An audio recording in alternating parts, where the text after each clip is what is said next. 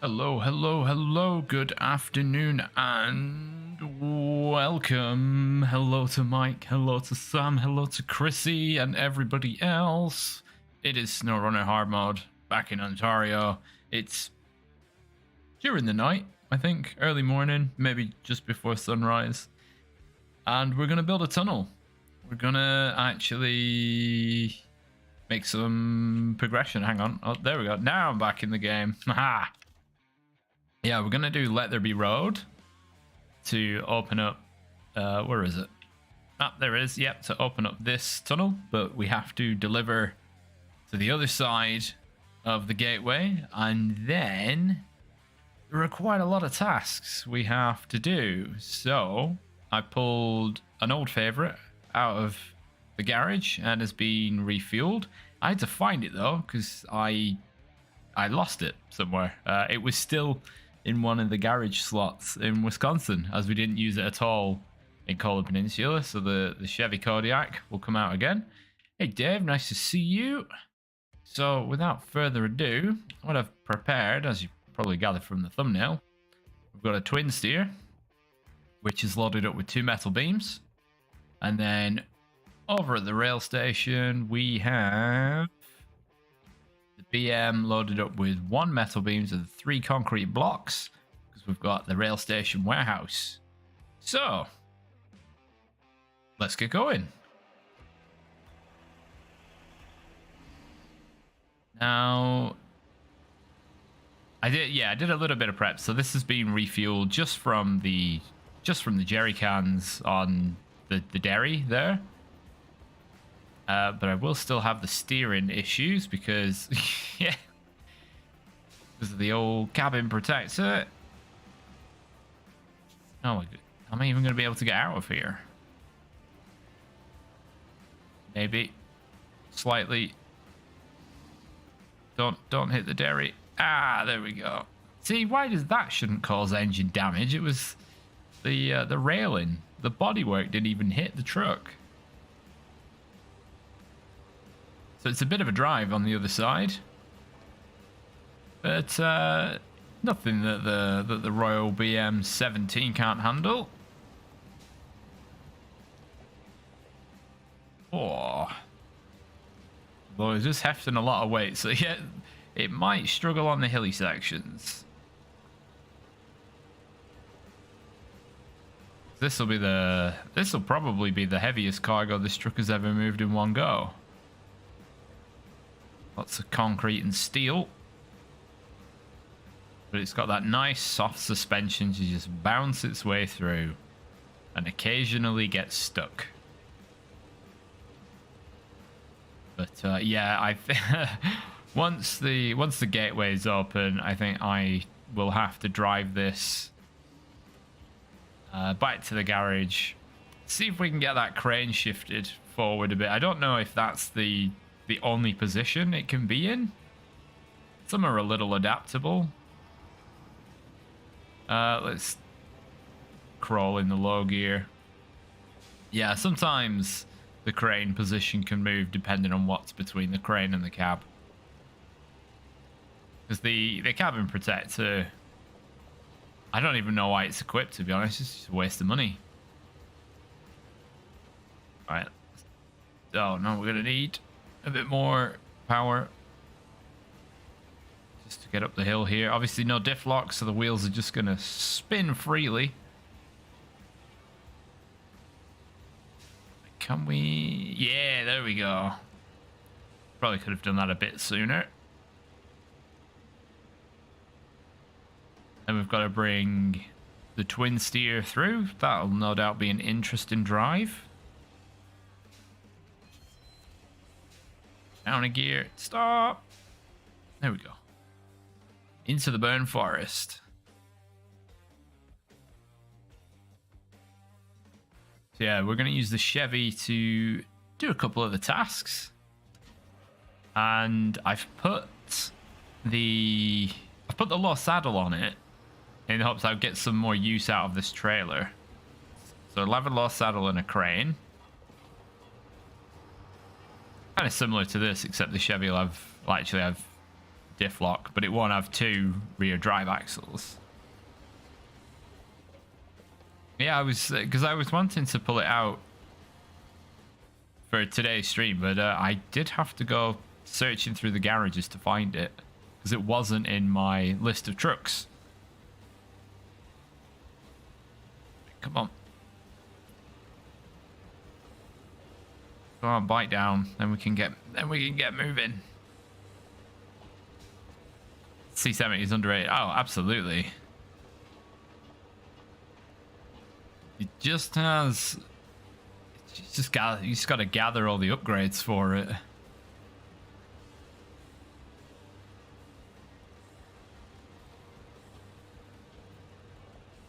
Which, oh, well, neither. I'm gonna go with the left-hand option here. There might be a bit more mud. I've timed that turn in very poorly. The right-hand side's got inclines and rocks and mud.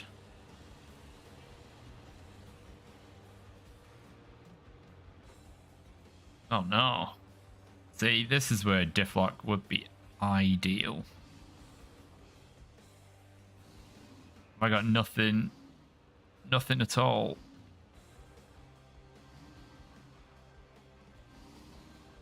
Yeah. All right. Okay. Well, at least I'm not rolling down the hill. Oh no. But nothing to go on either.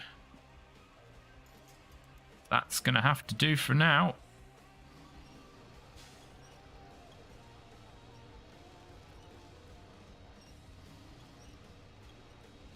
Wow, doesn't want a winch or anything. Let's try that.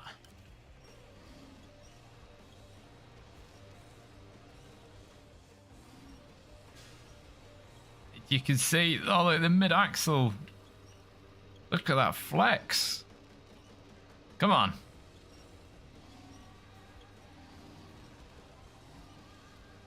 Nearly there. Just, oh. This is where a truck not having diff lock really loses out.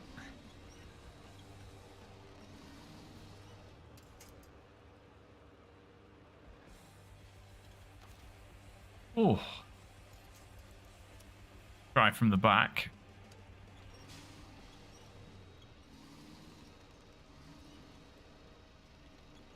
Come on.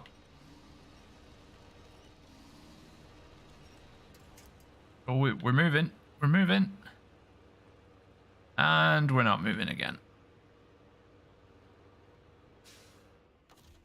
Oh, this is... Yeah, maybe the other way might have been better. How much... That's more sideways than forward now. Just need to get a little bit of movement. Although, actually, I should be close enough to get this tree...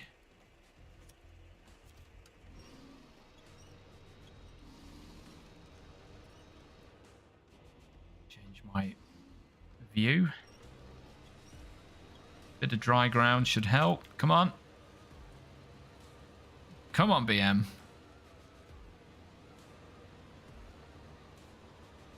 Oh. Alright, we've made it. Yeah, really highlighting the downside of not having diff lock there.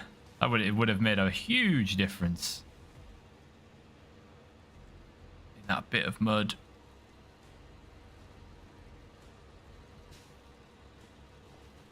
I agree. C70 is underrated, but the Royal. It's got its uses, because it's got a lot of power, but we did just show a real weak area there. Hey Greg, just unlocked the Cosmodrome last night. That was a task. Yeah. Great to see the live stream. Thank you very much and welcome. Let's, right, we've got a bit of speed. Burnt through quite a bit of fuel trying to get up that little hill as well then.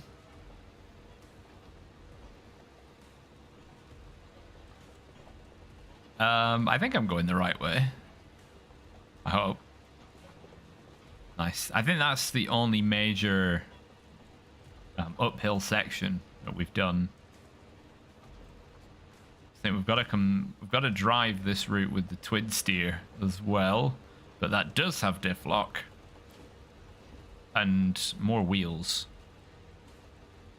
There we go. There's the drop off point highlighted now. Oh, there's some mud. Let's try and skirt around the edge of that. That's what I've discovered on this this project I'm working on. Smithville Dam is a lot muddier than you expect. There are some places that are just, for early game traversal, they're really bad. There's some real tricky spots, but they're really not common routes. Come on, you gotta give me something. The rear axle just spinning away.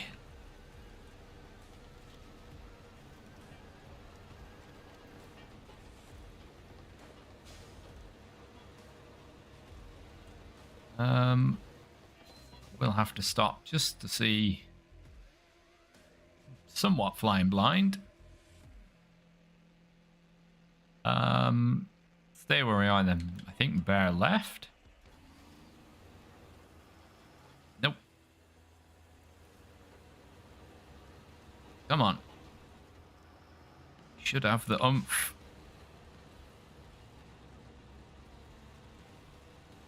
Alright, so we turn left here.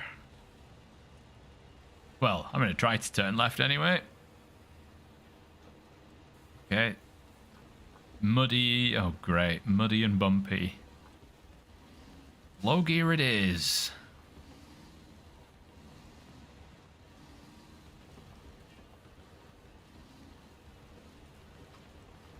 Just trying to straddle between whatever is remotely dry ground and the least hilly.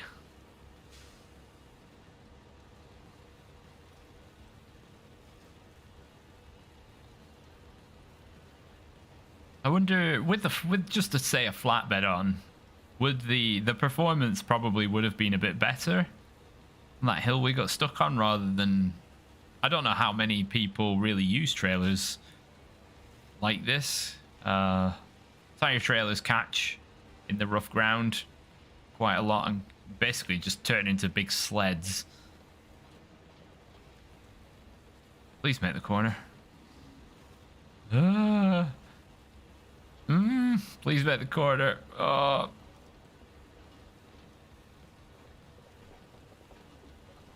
It does get stomped by different trucks, yeah.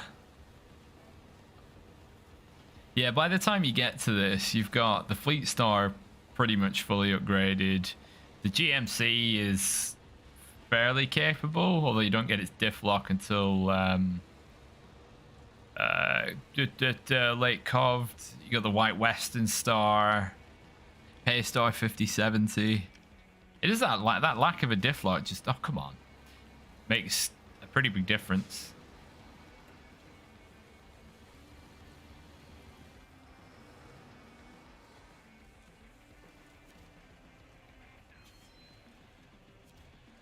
All right. Oh, hang on, handbrake. The passage is, yeah, you don't say. There we go. Might I drop off all three? I'm gonna need to go backwards, aren't I, so I can actually get through the gate at a later date. Just back up. I will jump in the twin steer.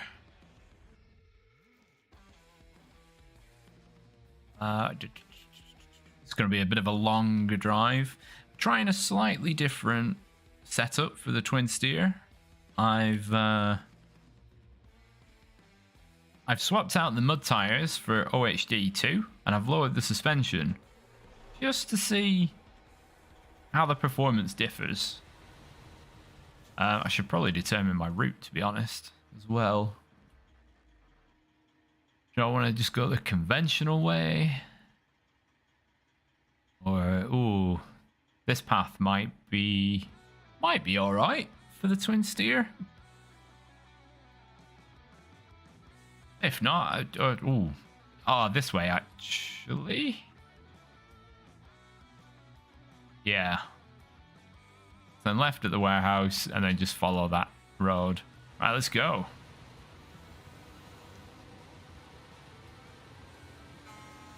It's been so the twin steer didn't get much use in Kola Peninsula on the whole.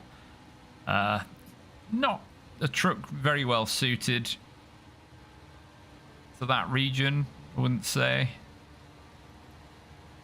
Given the difficult terrain, you know, rolling over is a big problem. In that map, lots of unstable ground. Oh, there's the Kodiak ready. The Phoenix is way further down the road, so I didn't want to have to drive all the way down there to then drive all the way back and be a waste of fuel. And the fuel is nice and cheap here, so let's open up the taps a bit. It's funny when this is, you know, 2 metal beams on here and it still drives like it's unloaded. It's cruising along. What are we doing? Nearly 30. Whoa. Although we will take our time over this.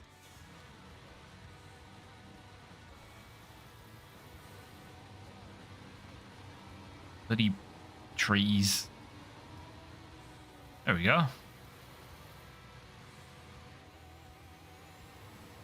So because I went to the first warehouse with this in prep, maybe I should have left the truck there once it was loaded up.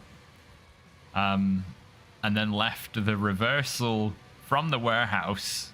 I reversed from the warehouse back to the road for where I got its components for the screenshot. I should have left that in for the stream, really. Refilling with the engine running. Safe.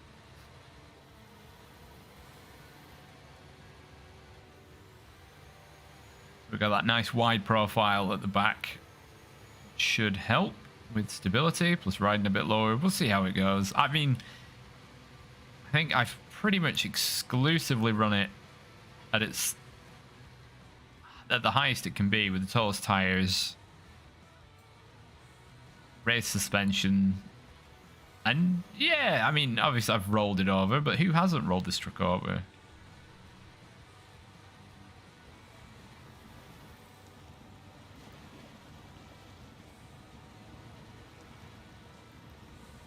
We'll see. And the OHD tires, the OHD2 tires are up there as some of the best.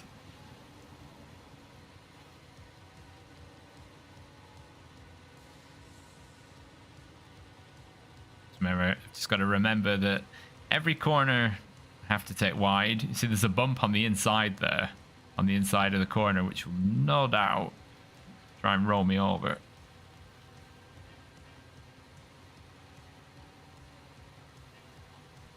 I do enjoy the challenge of driving this thing just because it's so long. I'll wait for fuel. Yeah, it's not bad consumption. What a very pleasant road. Ooh. Right, the undercarriage catching on the ground.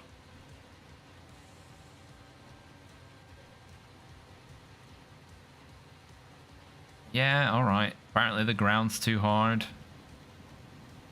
See about that. Yeah, I didn't think so.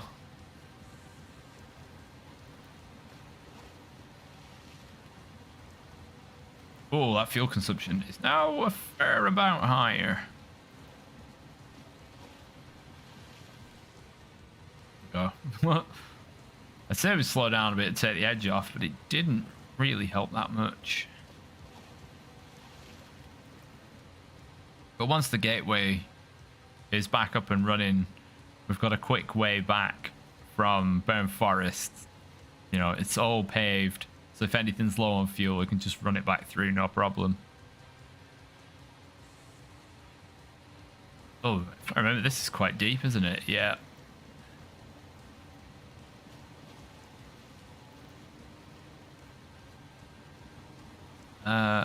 Oh, this... What a nice, lovely corner. Nice rocks. Oh, this thing's a beast. It'd be pretty fun to sit in one of these. I'd look tiny in this thing. I would just look so small.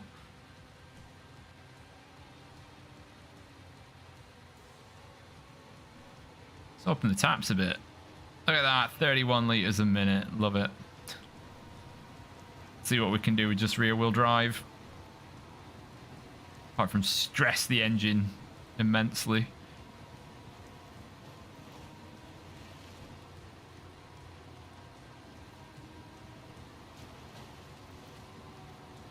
How do we... I can't remember how to get across here sensibly. So we're going to do this. Just pretty much go straight as possible. That worked.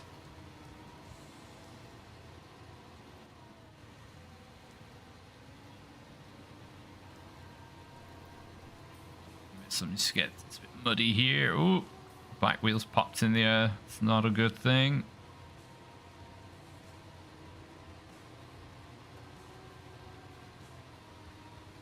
What have we used already? 80 litres.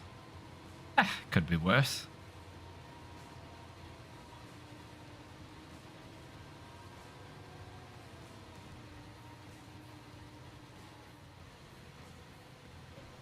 Just taking the edge off with the accelerator. Just help with the steering. You have a tighter turning circle when you're off the power compared to when you're on, because when you're on the power, the back wheels are pushing the front wheels forward as well as trying to steer. Excess amounts of that is called understeer. Right, oh, we nearly fell over then. We nearly fell over. Come on, keep the high gear, keep it going. Oh, yes. Hey, Groove.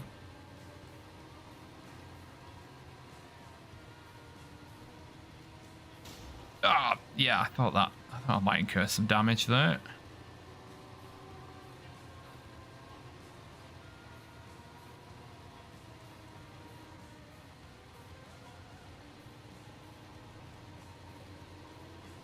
Doing all right though. This will be probably a pretty thirsty hill. Yeah. Where did we hit there? 32 briefly.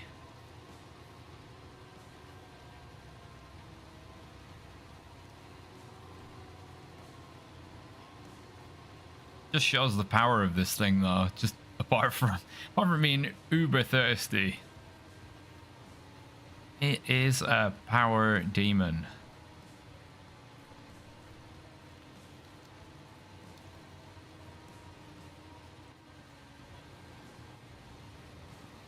Okay. Two little screen freezes there from the game. Oh no, I left it too late to get past the tree. Sure have. Oh, we had such a good run there. That was what? Non-stop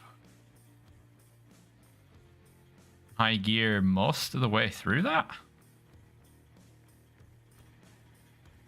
Not a bad run, Twin Steer, not a bad run.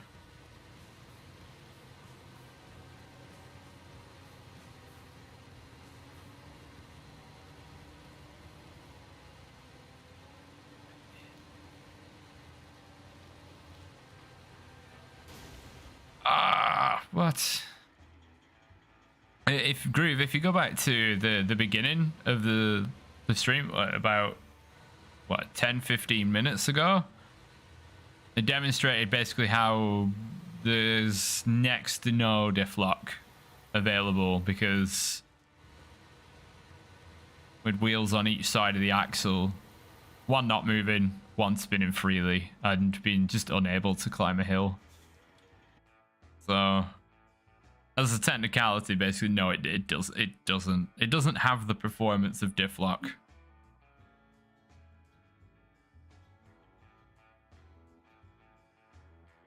All right. Now let's follow that same route again. We'll see how far. We should be able to cruise this time. And we'll see the difference between a truck without proper diff lock and a truck with, if I can get around the corner.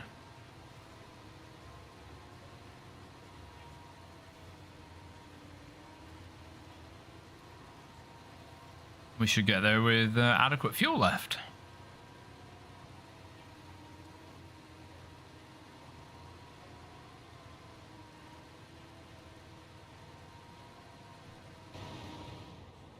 It must just be because it's so high up. Like going over any hill is like, I don't know if anybody's been over a hill in like a truck or a long nose vehicle where you lose the horizon over the bonnet and you just see sky, but you're still going up. But then even when you come over the crest, you're still technically going up, but the nose still isn't leveling out yet. It's a bit. Right. This is where we got stuck before. Well, we'll see how far the twin steer can get just on its own.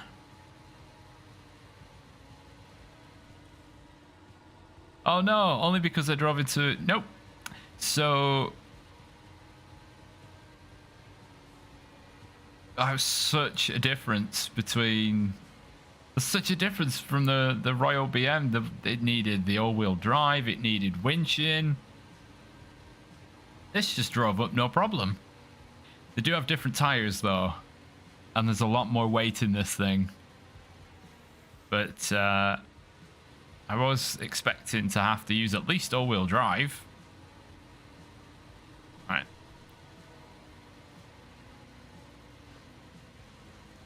Give the truck a helping hand. Save me some fuel.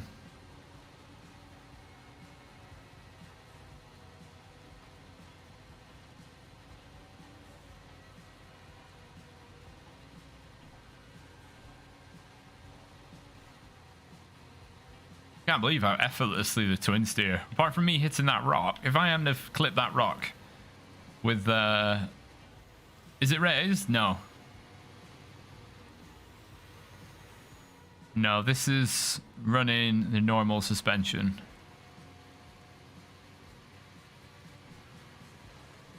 Because there aren't off-road tires that fit the higher suspension.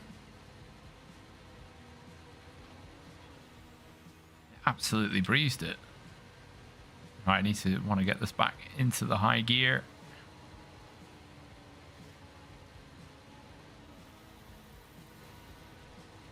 There we go. That was from a standing start at the bottom of the hill as well.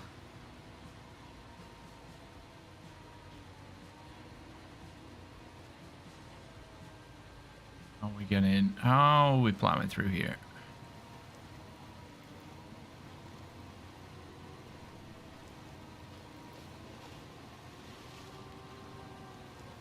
Going to do a more madness. Oh, yeah, good luck. Remember, there are no shortcuts in Snowrunner, especially in a more.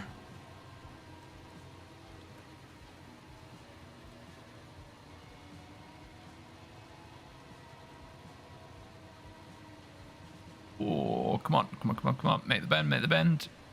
Yeah. Nice and gently in high gear.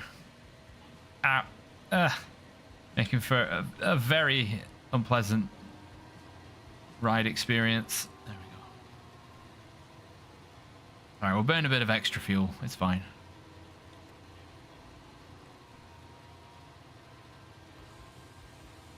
Now, ultimately, I should do the same drive again, but with the mud tires and the race suspension and see what the difference is.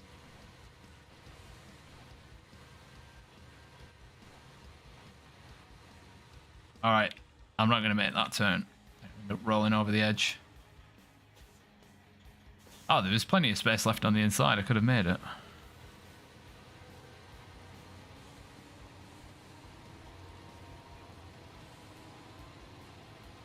Look at those OHDs go.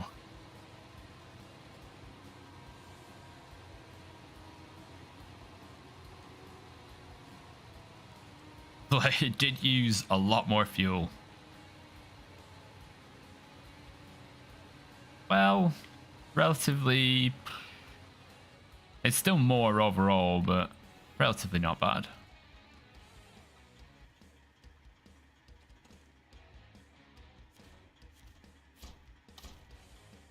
Oh, gateway open.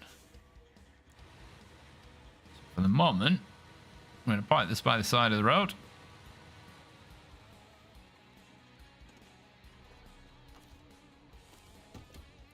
Jump in the BM. And through we go.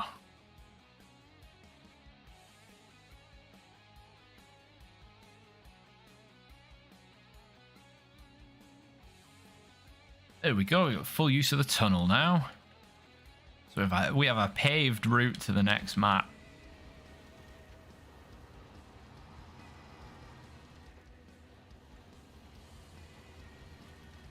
We'll refill the BM. And I should really do something with those pipes that now have a sign through them.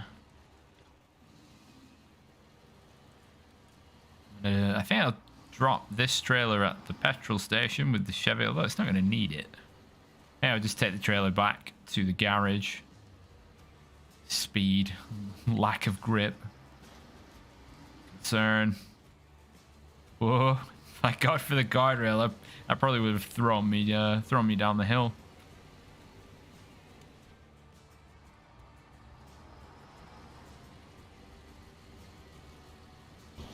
I mean, for an off-road gearbox, this thing is really fast.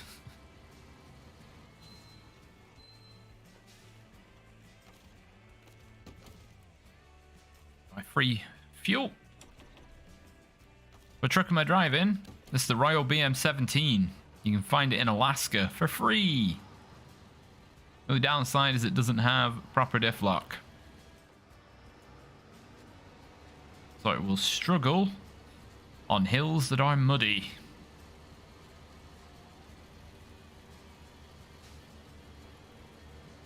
Yep, no worries. Sorry, Thack. It's got a pretty good horn too. Though I would not recommend this setup because I've limited steering because of the stupid cabin protector. And stability, I haven't fallen over yet. Reverse. Stuck on a stupid tree. Stability is only an issue if you drive too quickly. Because the suspension is so soft, so the truck will throw its weight around.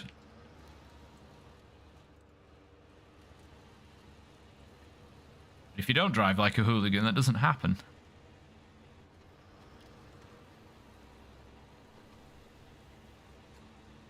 Off-road gearbox, in high gear, this will be your top speed, and it's fine.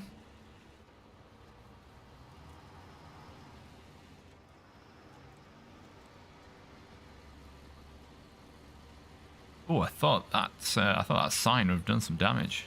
I drive like a hooligan. Did you see in the review of every truck in the game video?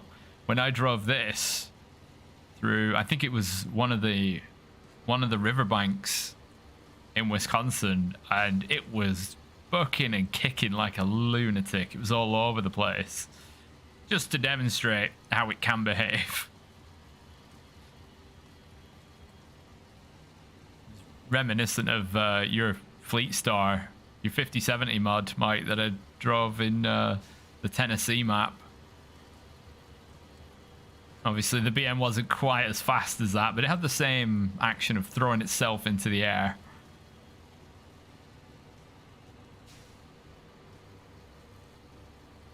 I mean, no real truck would take that kind of hammering. The suspension would just shatter.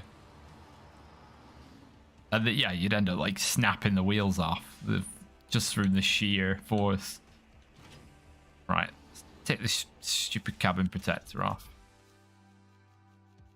Is it going to be in this menu? Nope. Miscellaneous. Cabin protector.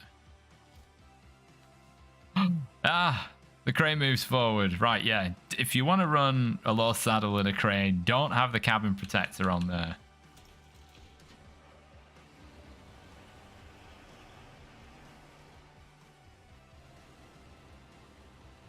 Alright, that's better.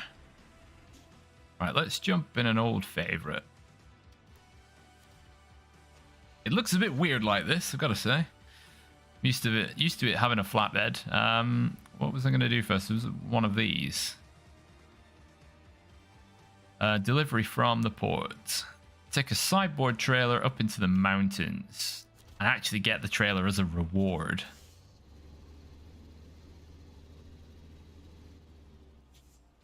My tire conditioner.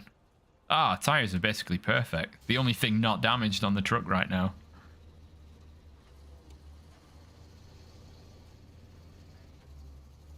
I've got the crane just in case I make a whoopsie. This thing is a long chassis. Can this thing, given that overhang, can this even reliably tow it probably can't actually. Oh, okay, yeah, if you say it does well. I'm just worried about the overhang at the back, whether or not it'll catch on the underside of the trailer. It's more of an issue for hills. Up and downhill. Hey, there's Pickles. Bobble-headed dog.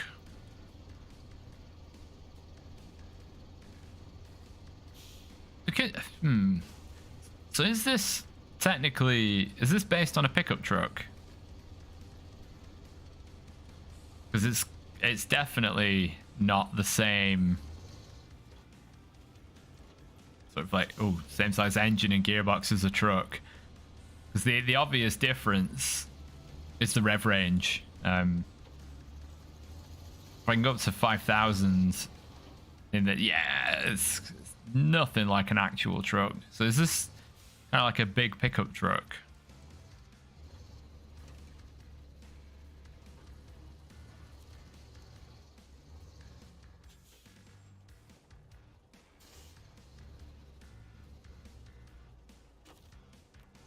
Attach that.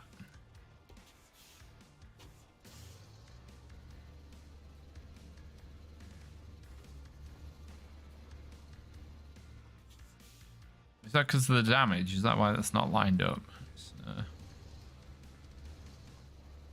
Big old pass there. It's a medium duty truck.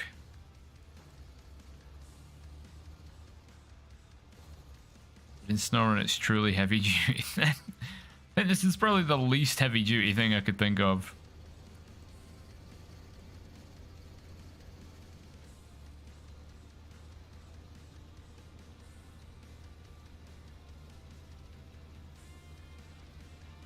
The Cat, when I think heavy duty, I think the Cat CT680 built for off-road conditions, quarries, whatever, dirt. Whereas with this, you just seem to have put some off-road tires on it.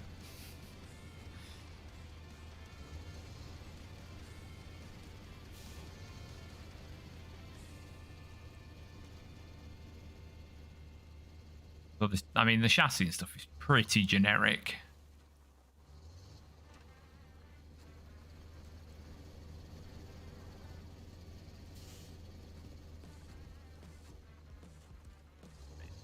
Whipping around here. This trailer's going to end up throwing me something fierce, no doubt.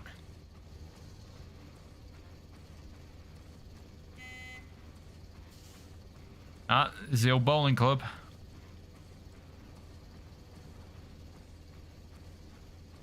So we shouldn't have, I mean, this thing navigated through a moor without too many issues, really, so we should be able to fly up the hill. The only downside is its consumption is a little high. offsetting the fuel tank. BM was a lot more economical on the roads.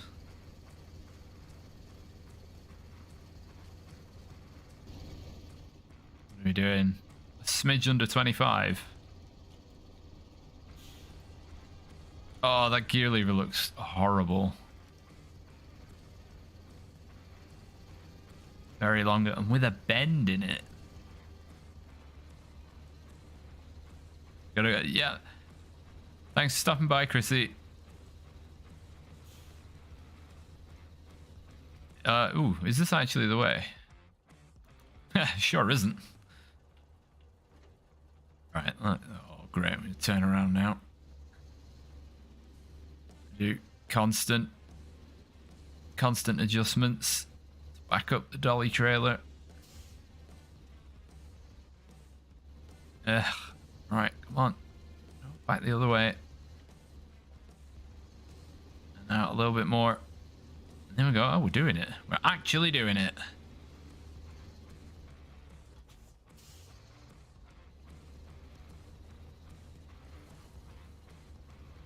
Oh. Alright, let's go the correct way this time.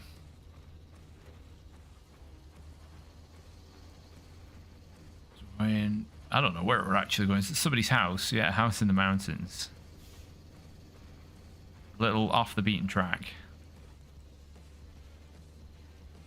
Yeah, all-wheel drive might be required here, as all the weight is basically behind the truck.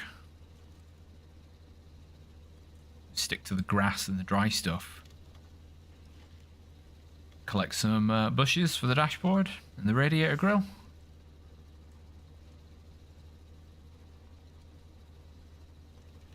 Who needs to drive on the track?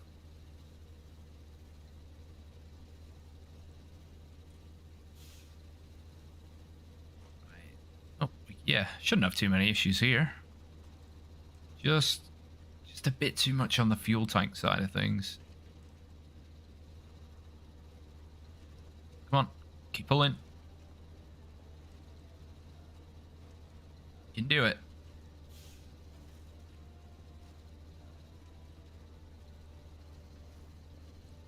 A lot of flex and roll. Stays level.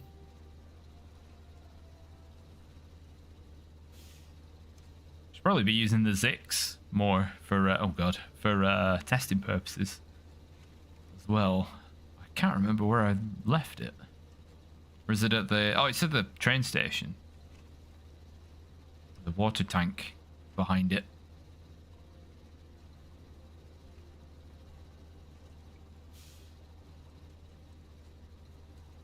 Yay. Oh, there comes some bouncing. Eek. How much further is it? Tried to rescue my Kolob with the materials with the 7415. It's not going well. Oh dear. Ah, there's a hole in the ground. Jeez. There's that's a very deep but narrow puddle. It's like a fjord.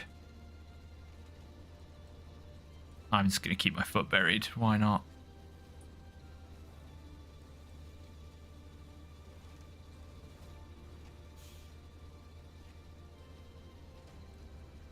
Well, we're nearly there. In fact, we're mere meters away.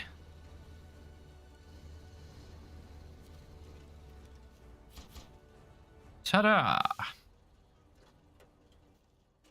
I think I just turned the engine off by accident. Drilling spare parts. We don't... Actually, they're only small, aren't they?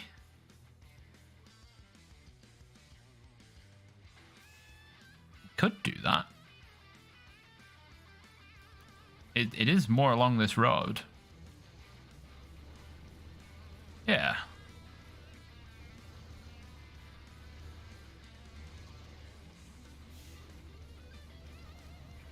Right. Through here. I need the diff locks. A bit muddy, a bit of trees. Trees provide good traction when they're not absolutely hammering your wheels or suspension.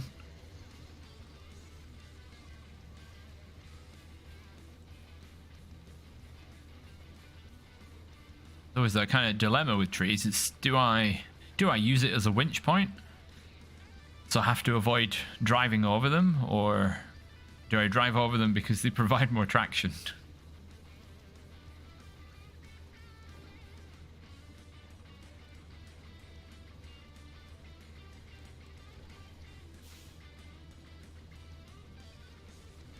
Should be able to get all three, obviously not packed, but should be able to recover all three spare parts.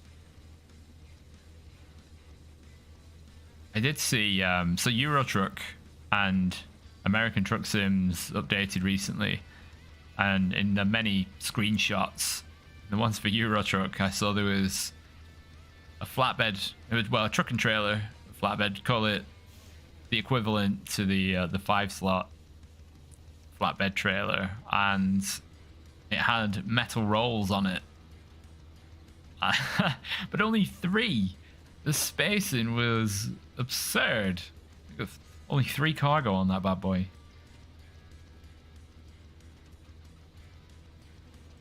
But it's mad that I saw that for a Euro Truck screenshot, and the first thing I thought of was, you could get way more metal rolls on there if you just unpack them.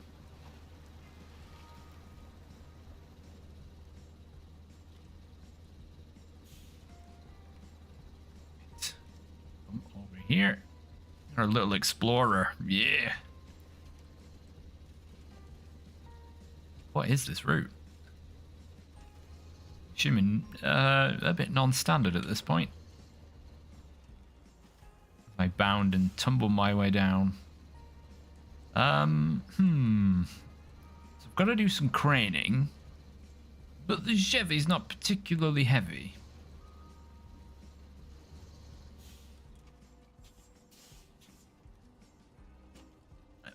Let's have an assess.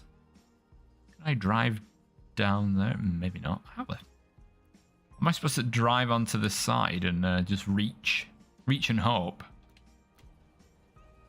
Right. Let's detach. And also be in the correct gear.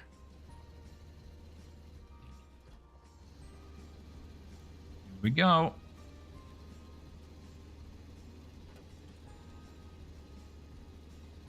Come on, you can get up there. Yeah, God, the map is very good at lying to you. How the terrain actually looks. Oh, that would be very unpleasant.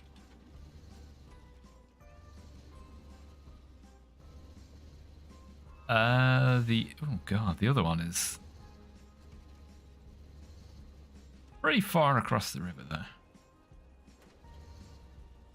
And handbrake. God,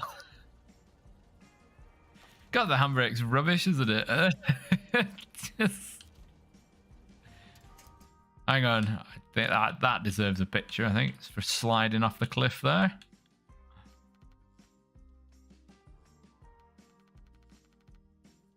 That's enjoying the view.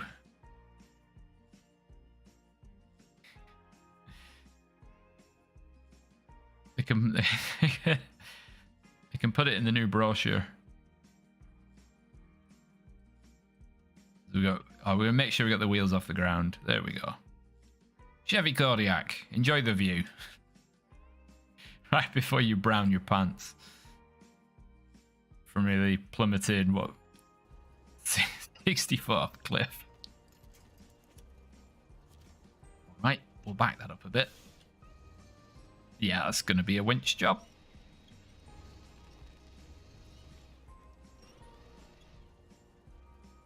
See, it's a shame I can't leave that attached as a safety cable while I use the winch.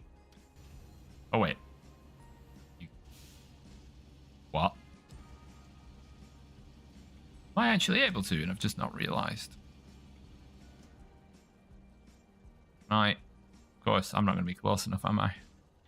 No. So I nearly threw this off a cliff for no reason.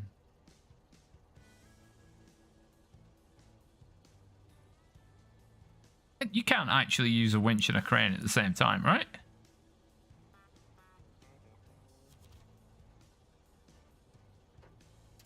Now wanting to play with fire. Restore the crane at least. So.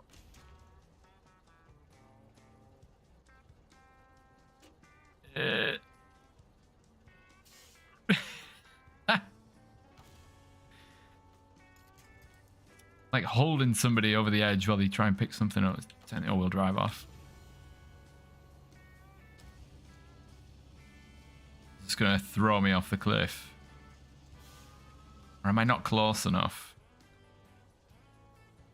Damn it. Right. So I'm going to have to go down there. How do you even go down there? Maybe doing this mission was a mistake in this truck. Through here? Down there like that? That's a ways around and a half. Alright, put myself in.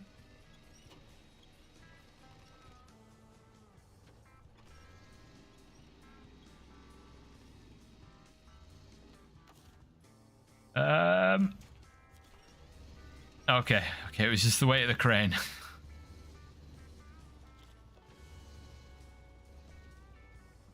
Over this rock.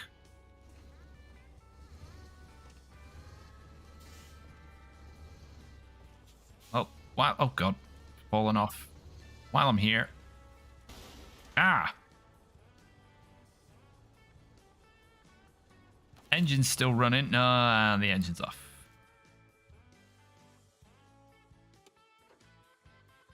Oh, that's, whoops.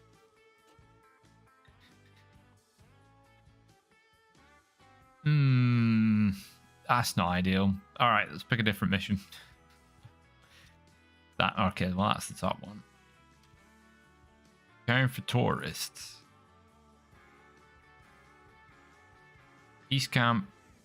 What? Okay, where's... Oh, do you have to do... you have to do them in order. Right, I see. Well... Where's the old Zix? It's very limited. Why don't you have any fuel?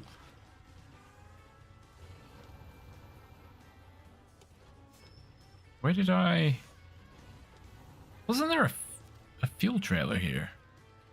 I really don't remember what I did last time. On Monday. Was it just the Ford? There's that there. We have to go down to that.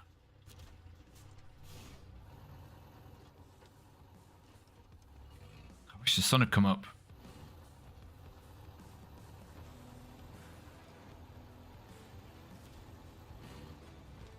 Right, we're Zix testing. We're doing tourism in a fire engine.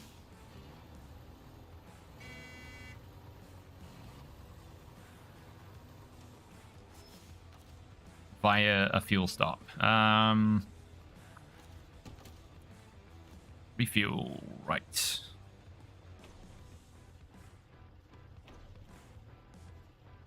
Use it wisely. It's quite far. And it's very much in the opposite direction to East Camp. Have to drive back towards the Phoenix. Should be fairly straightforward. So no trailer. It's not towing anything this time either. It's just raw Zix power. And fuel consumption. It's got a smaller tank than the Kodiak. But probably better tires. Oh god, it's still got water in it. Probably need that water somewhere else. One of these, I'd have thought. Yeah. Let's dump that water.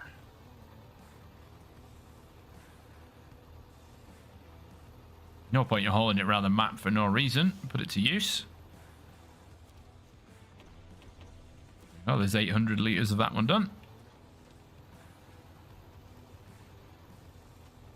Oh, it's very fast. Very fast for an old vehicle, is for sure.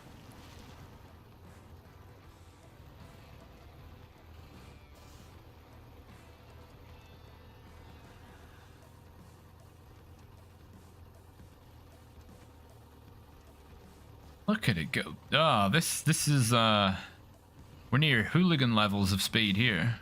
I have to constantly counter where the ground is throwing the truck.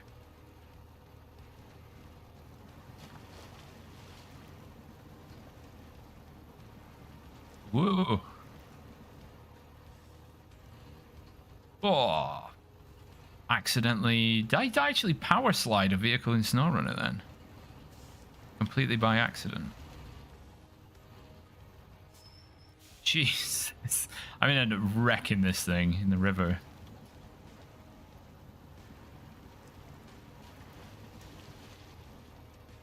I heard a bang then, but it didn't take any damage.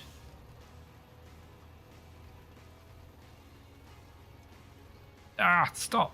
It just squirrels. There's too much power. Too much torque.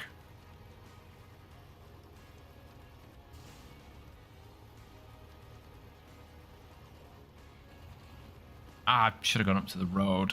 Dirt.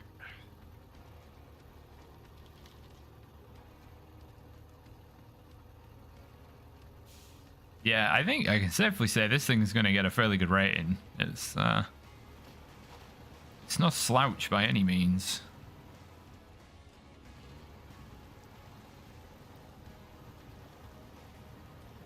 Still don't know how it performs on different tires, but I get the feeling it's not going to be much better than these.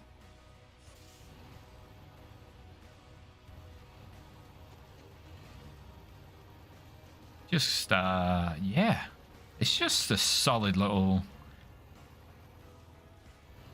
beast. I'll have to check out what add-ons I can actually get on here. Go. We're doing practically, yep. What the? Ah, yes, a hole in the world. Thank you.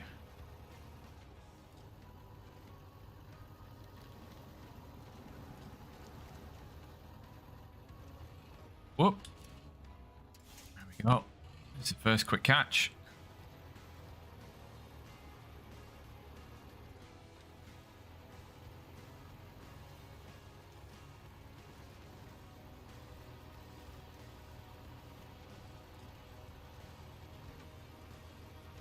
Free, what did that cost? 40 litres? Not bad.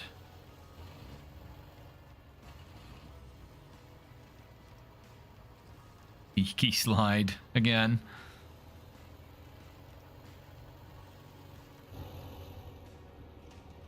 So fast. Oh no. Ah. Alright, that was a big hit.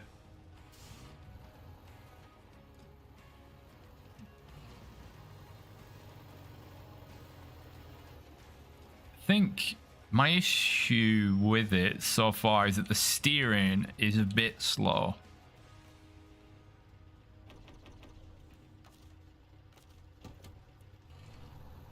It feels weird to have a vehicle that fast that can't, like the speed in which the wheels turn left and right is a bit too slow.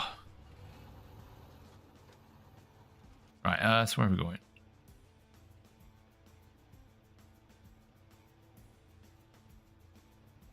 Oh, I can go back the way I came actually and just cross the river. So it means, yeah, when you're going quickly, all you're doing is counter steering constantly because you're only turning it a little bit, but it takes so long to go left and right relative to you going forwards. See? Also, the traction changes on the bridges, which is bizarre. So as it's a bit more slidey on the actual roads, bridge traction is a lot better.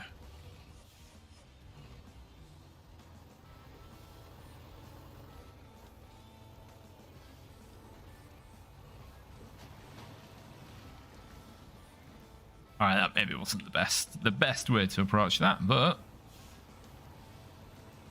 pull itself out.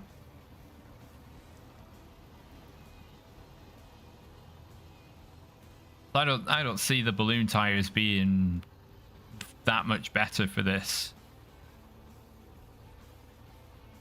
They might have a bigger footprint, width-wise, but they're not as big.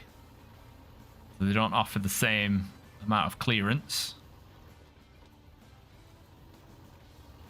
Is it this way, just to the river? I think so.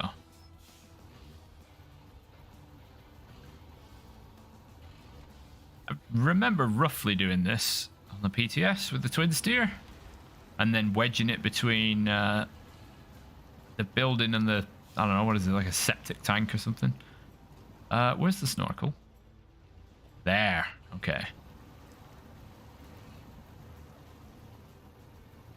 How deep are you? Oh, you're deep enough. Come on, come on. Speed, speed, speed.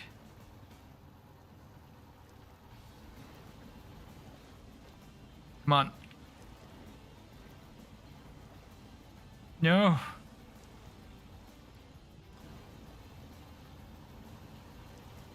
Uh-oh. Danger time. Oh, we've killed it. Killed a truck. At least because the engine's not running, it won't take more damage. Where's this going to end up sailing to? I should probably recover that sooner rather than later.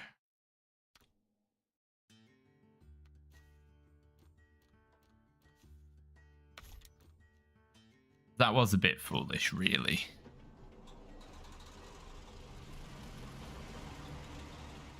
So let's bring out something for recovery. I don't know why I did that. I thought it would. I thought I could get across. If I'd have had the roof snorkel, probably would have been okay. Oh well. It's only a bit of fun.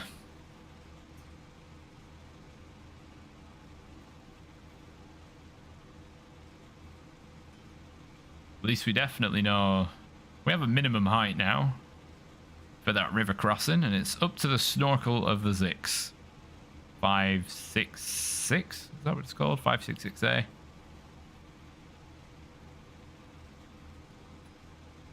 At least this can wade in and pull it out. No problems at all. I've been waiting as long as possible before using any of the big trucks, because they just make mincemeat of this map, really. So like this and the Tatra Forest, they'll just demolish their way through it. Apart from if there are fire hydrants everywhere.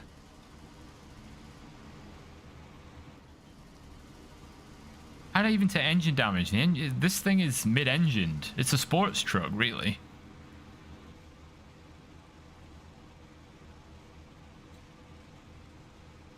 It's the Ferrari of the off-road trucking world with its design.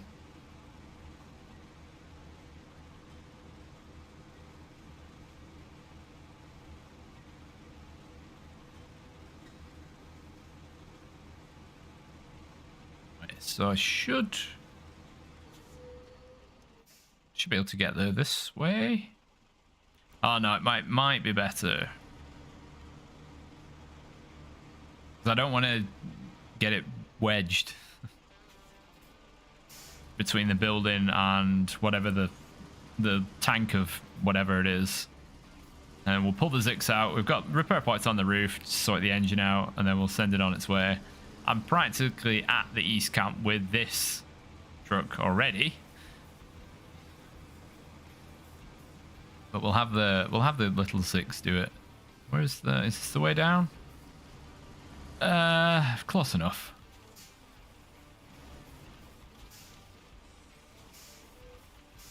Yeah. Oh. That's weird. I don't think I've ever come across a tree I couldn't just plow through.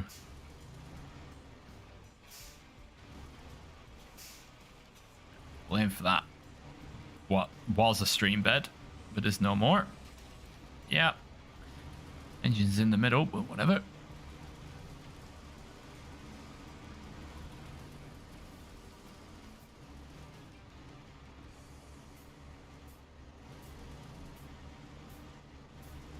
There it is.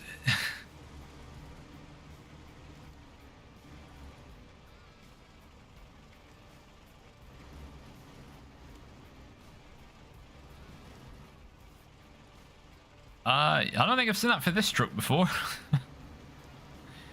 We'll keep to the more shallow parts. And we're going backwards. Come on, you can get it there.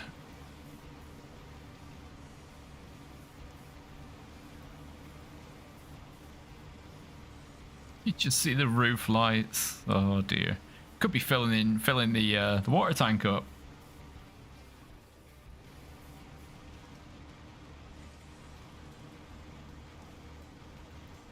Just open the valve and let the water flow through you.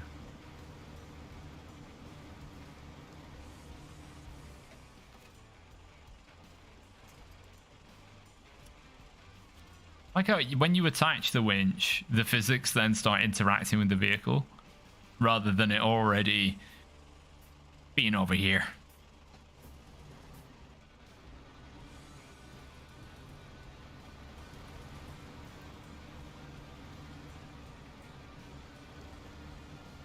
There we go. Out of the drink.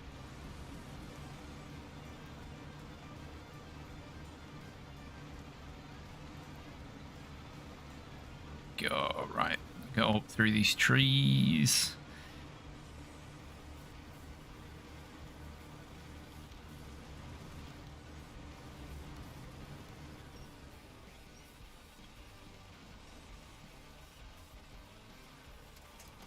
Okay, let's get that fixed up.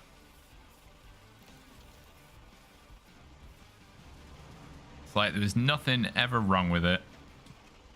I'll just leave the Zix. Ah, it's become undrivable in first person. Does it still think the windows are wet? Thanks, Telemenace. Oh my god, how did... Is there nothing I can do about that? Oh well. Good thing I don't rely on first person. But there's no water effect from the outside. Right, it's gonna be best way out of here.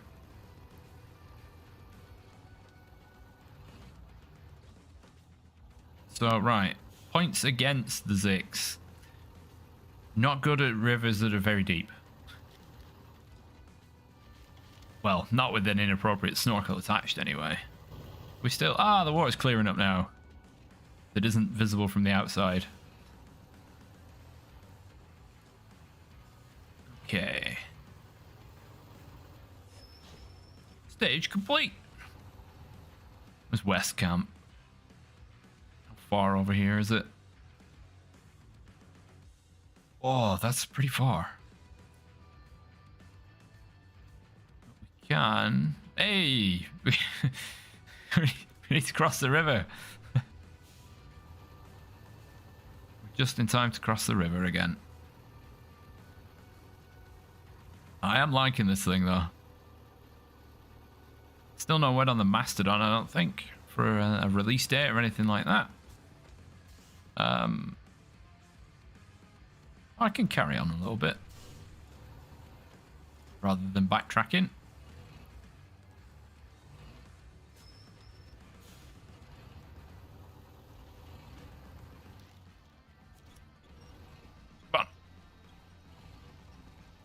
Through there. There we go. No, I've done that way too soon. Got a traversal. Oh. Hello. Oh, we're not going that way. We're not going forwards and we're not going backwards, so we're going to go to the side.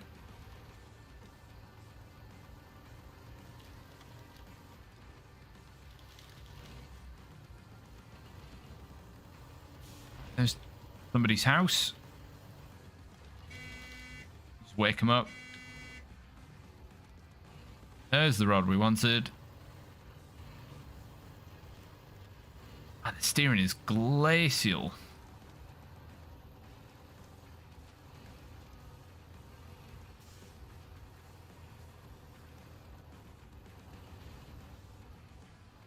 Driving this truck at speed would be easier if you had the steering setting where it's reset to center constantly.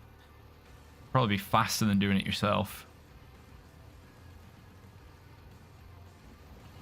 Although everything else would then be borderline intolerable to drive.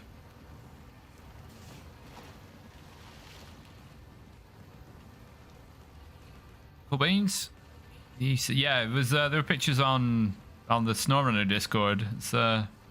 It is no secret as to what the truck looks like it will be.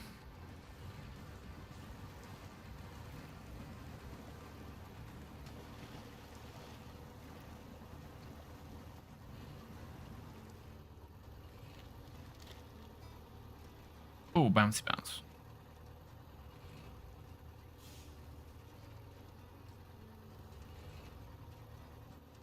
Apparently that's got to be we already knew it was 8x8 in its description.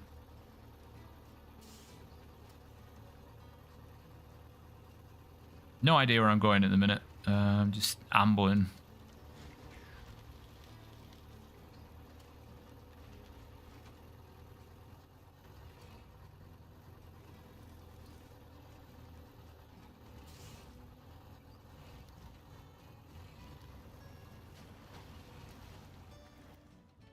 Is this the way? No, my god, no. It's really not the way. Need to go back that way. Shame. I was having a good drive.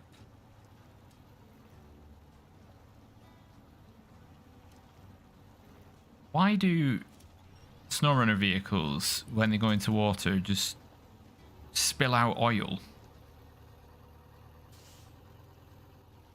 Even if there's nothing wrong with them.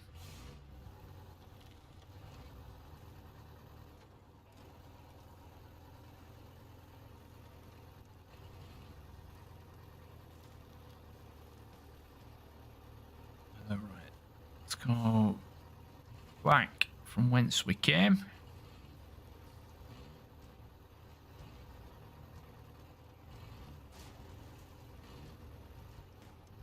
There's already half the Mastodon interior. Yeah, it's all in the Snowrunner Discord. It's no secret.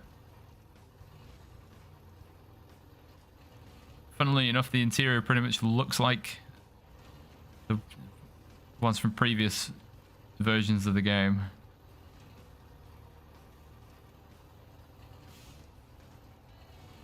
It's got a 3-slot flatbed. I'm more interested in what it can have on it than what it looks like inside.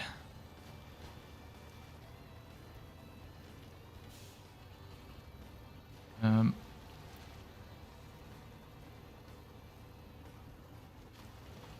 to go to the right a bit. Give this thing a thorough testing, and then I don't know when I'm going to do the reviews for these two, for this and the dairy, but at some point. Maybe in the next month.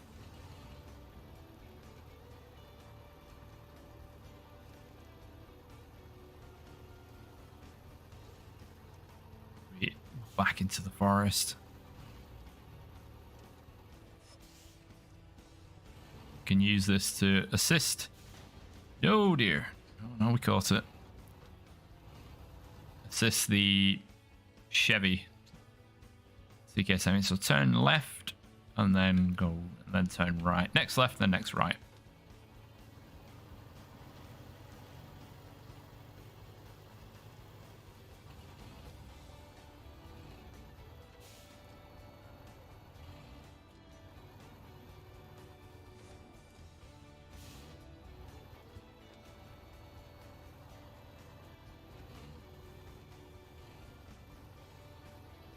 You know, it's a bloody steering.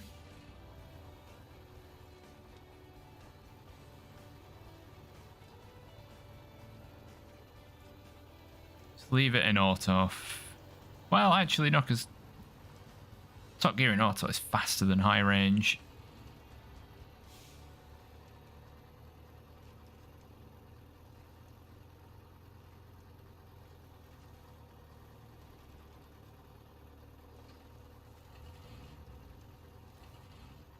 Gonna have to do these heavy hauling pursuits at some point,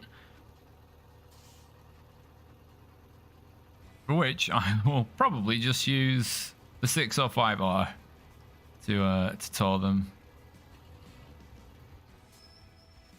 Not gonna faff around trying to put them on trailers or anything like that.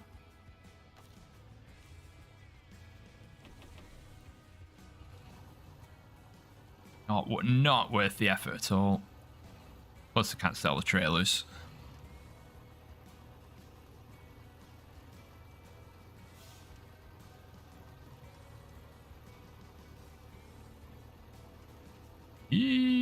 Oh, God.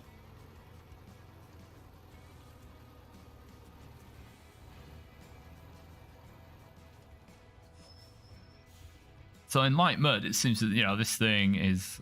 Oh, God, how do we get up here? Okay, is that the way up? Light mud seems to be very good. Right, go this way. Dirt, excellent.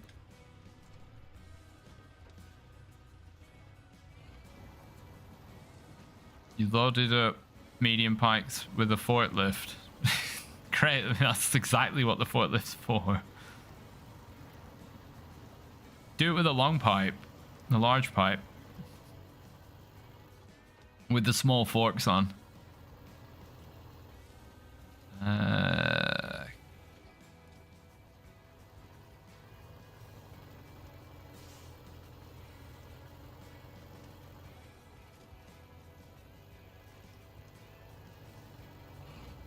Right, Trump. This corner.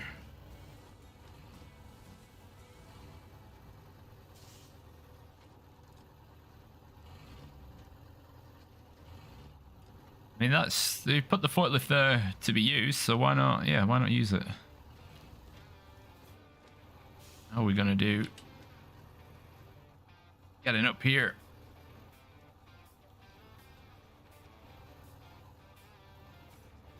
Because of course, I don't know if rocks are treated like bloody ice. There we go. That'll do it.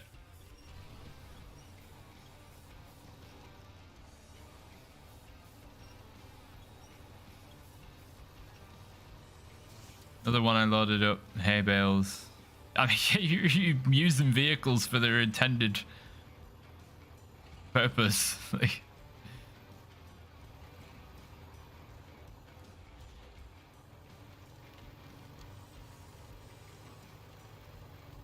Oh, this would be a really cool place to camp.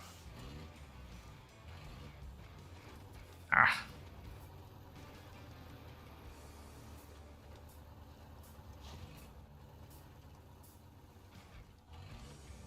Of course, hit the tree. That's not a bad sight. And where are we off to next? The North Camp. Well, I'm not driving all the way over there in the Zix. Waste of time that would be.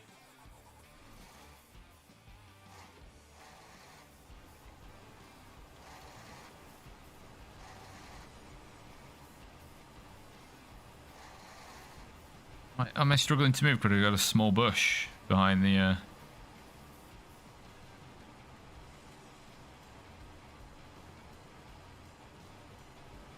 small bit of greenery holding me back.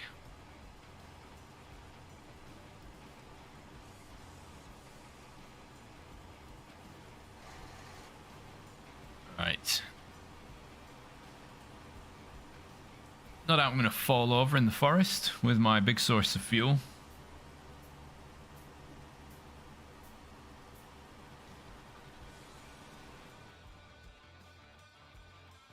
Down through. Oh, that looks. Hang on. Need to waypoint this. So I'm gonna end up getting wedged between some trees.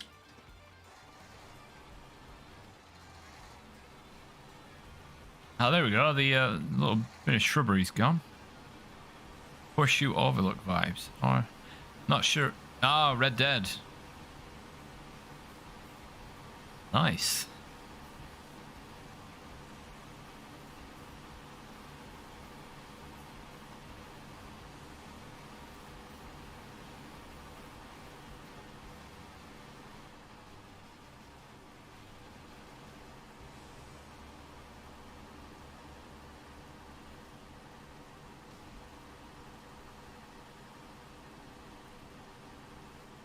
At least there's a bit of a trail. It didn't look that way on the map.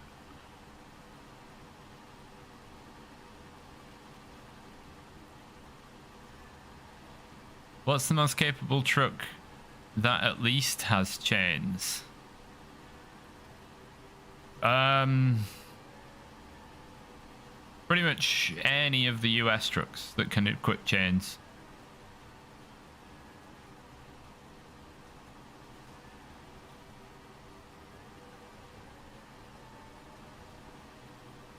Oh, that was a lot easier than anticipated.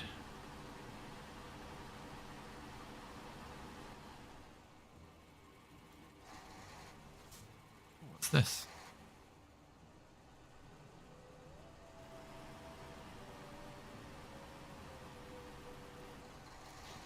Like, Fleet Star is pretty good with chains on. Oh, I can get a Hummer that I can sell. That's what? I need to keep it. Rubbish. Let's go bad trip. Deliver to the repair center. Hummer. Repair the Hummer. Ugh, I'm gonna fix it. Where is it then? Ah, there it is.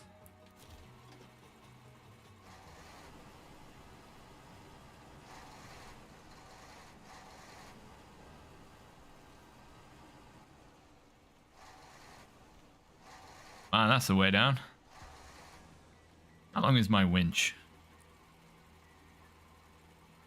Oh, low gear. Diff lock in.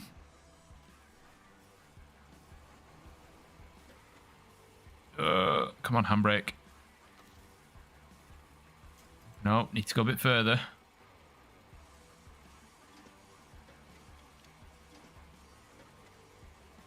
Let gravity do its job. Oh, okay, that's cheating. Right, that'll be far enough. What?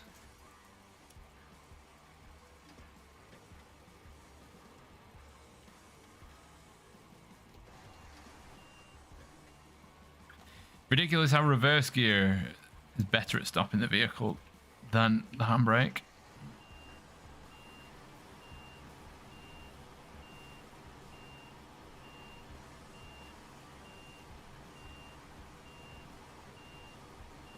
Looks like they were maybe doing what I was just doing, except a much smaller vehicle.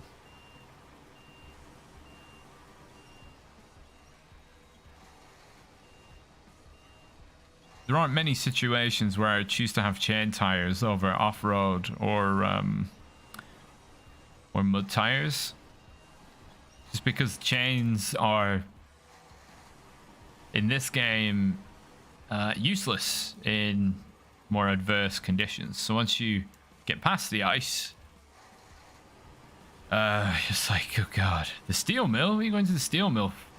I did all of them more. I didn't go to the steel mill once. And I'd go around.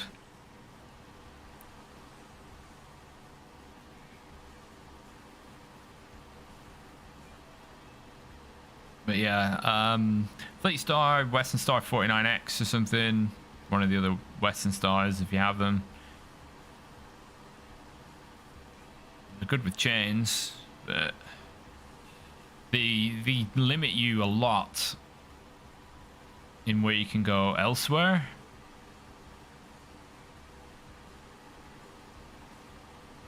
Yeah, so if you put chains on it and you go in death snow, that's it. You're knackered. You're not going to get through. You have to winch yourself through.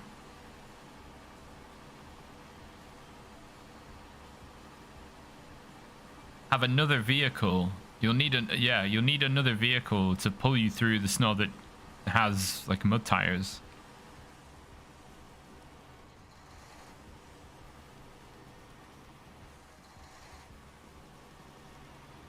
All right.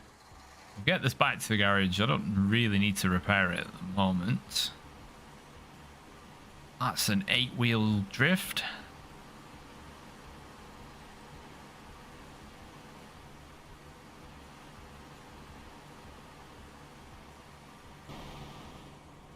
Looks nice, clean dashboard.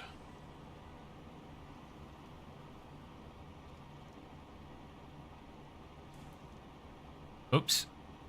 Now that's 12 more damage that I've got to fix.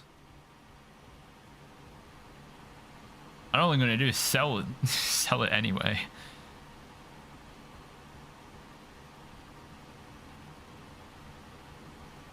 I've got to get the Freightliner and the Ankh back to the garage. The Freightliner is only going to have highway tires. That's going to be a pain. Because of course, the trucks provided to you in game have the pretty much the lowest class of tire that can run.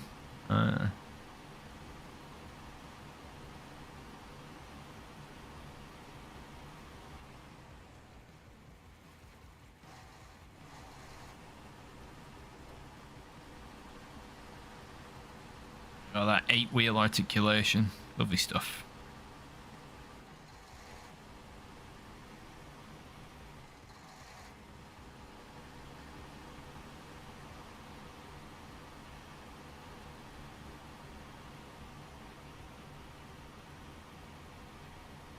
If you want some advice for ice roads, stick to the dirt on the side of them where you can. It'd be easier to drive up the road with some wheels in the dirt like this than driving on the ice. Yeah, the steel mill in Erska River. I never went there. Did not need to. Plenty of metal beams in the two warehouses side by side. Right. Yeah, fill those up.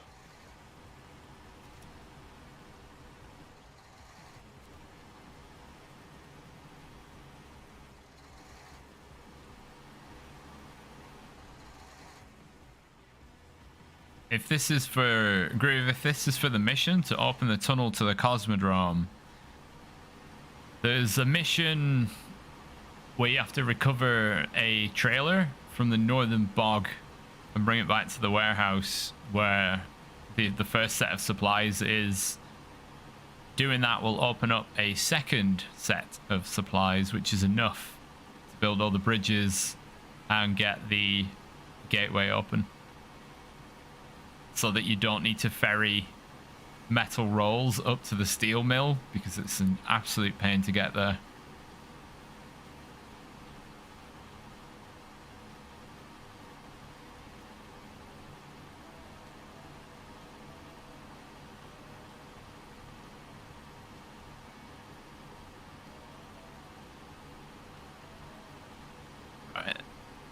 Nice and gently. Right, so this will be...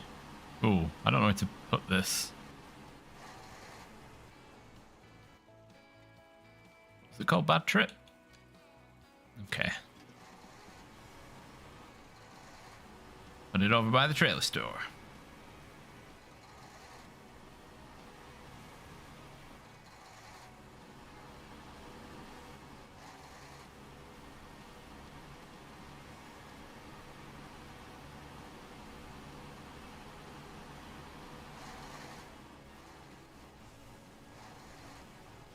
This is where it will stay.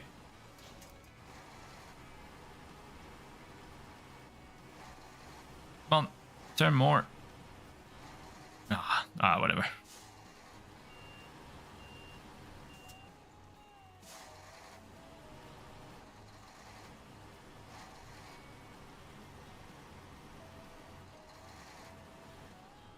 Ah, these nice big parking spaces. Very thoughtful.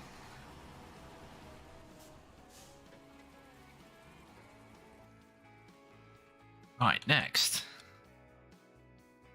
Help the evacuees. Cargo containers. 4 slots of cargo. Obviously, I'm going to need a crane. Oh, well. In that case, seeing as we've made it more drivable,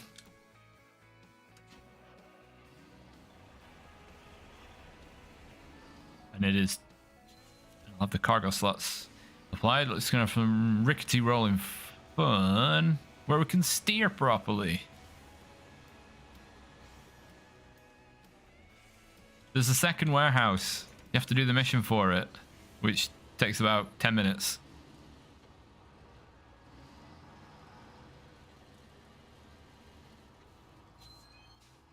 Let me show you on the map quickly.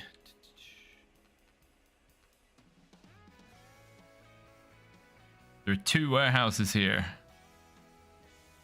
There's enough beams to build all the bridges and clear the passage, but you've got to go up here to pull back a trailer to here, and then the second warehouse opens.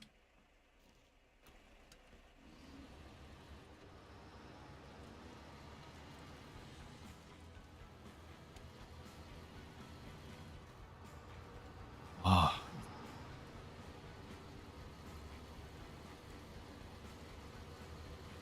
A turning freedom.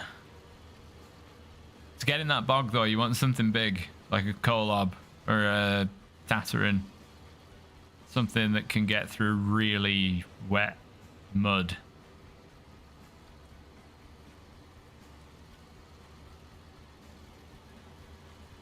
Right, so how am I going to get to these containers and get out?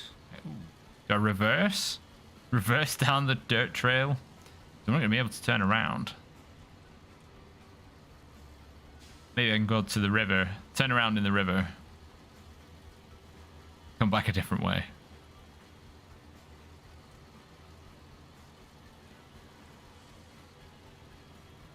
It's just such a chill map to drive. It's just nice.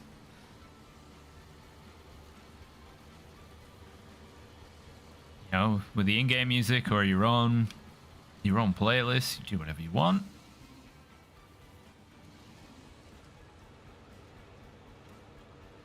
Go on, front wheels. Pull us out of the mud. Yeah.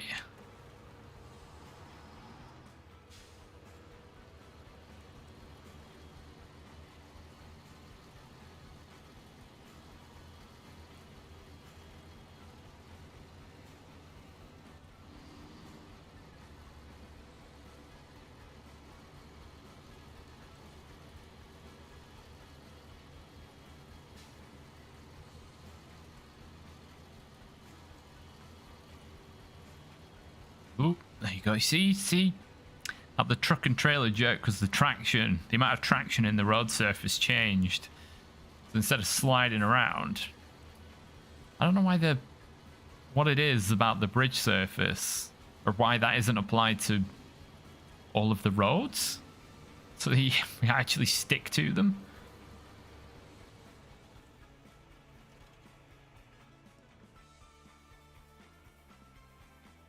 It's a bit far to reverse in one go. Oh, I could come down here.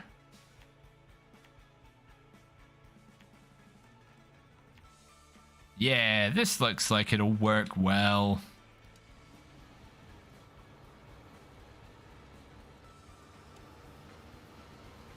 What could go wrong?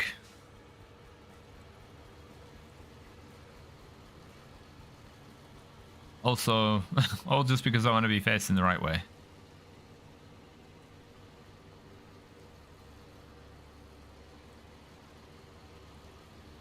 Need to get the dairy on a mission at some point, rather than just water.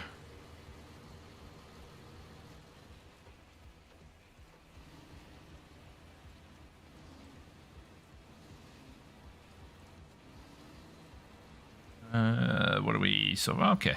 Yeah. I see on the map, this looked a lot steeper. This isn't too bad.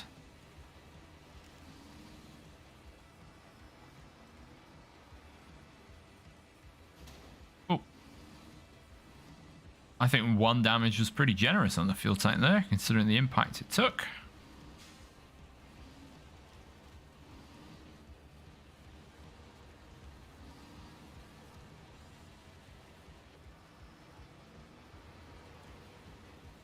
Easy.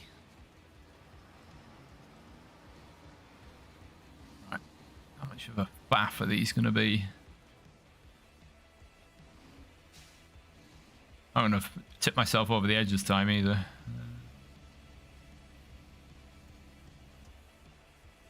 Wind up.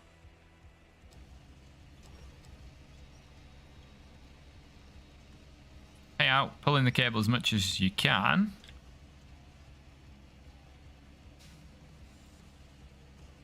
And hoist.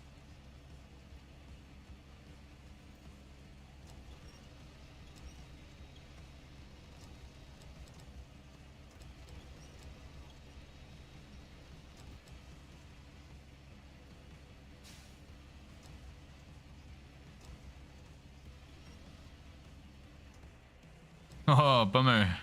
You must have, I wonder if you built the, what the heck? Oh. You must have built the bridge next to the warehouse. Which, I don't think is ever used, is it really? Right. Push that back.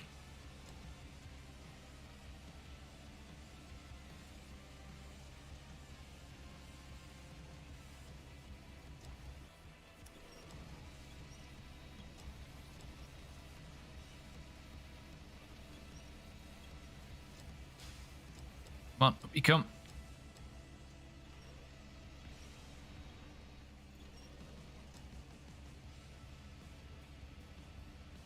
That. Easy as pie.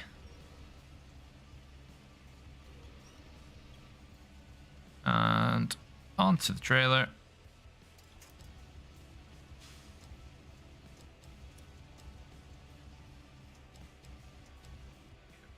Straighter.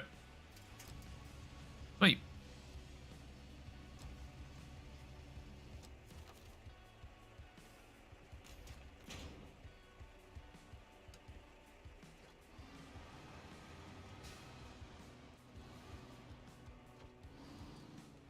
Nice and gently over the bridge that moved.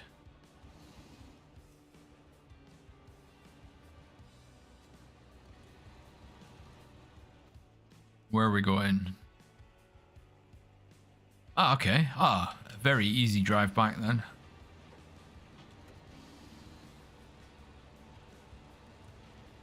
Hauling these goods from Sabre International.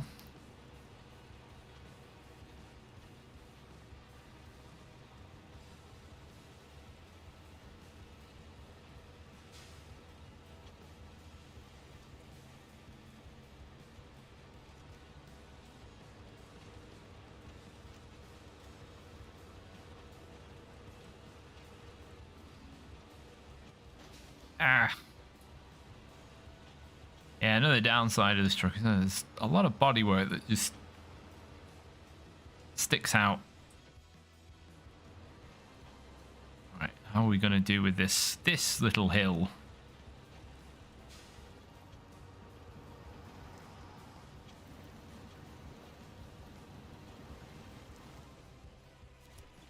Ah. Not even going to get up the hill. Ah, shoot. Right, where's... Hey, the 6 or 5 hours just there.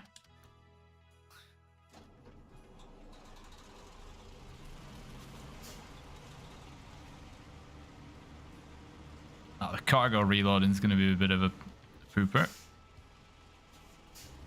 Coffee and pizza. Oh, nice. Well, not the I'm not a coffee fan. But pizza for breakfast. Mmm.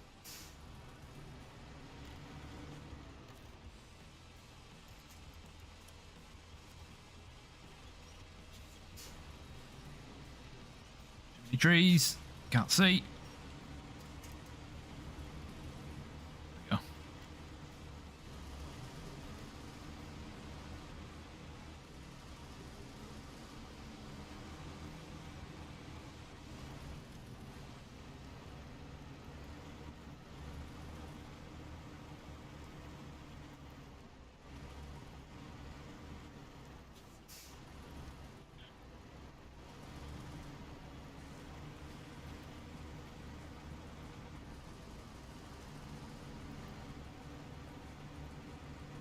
submarine truck.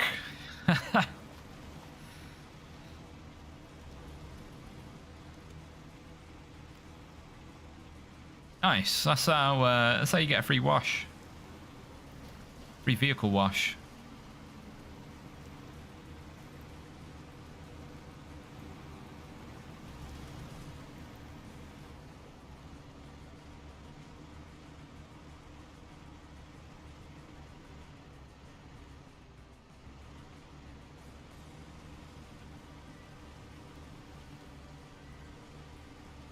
Come on, you can get over the rocks. You're a big lad.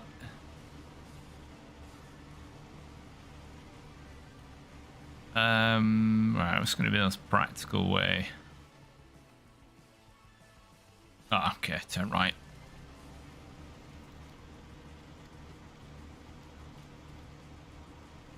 Oh, we fell over so gently. It's a bit too much of a dip.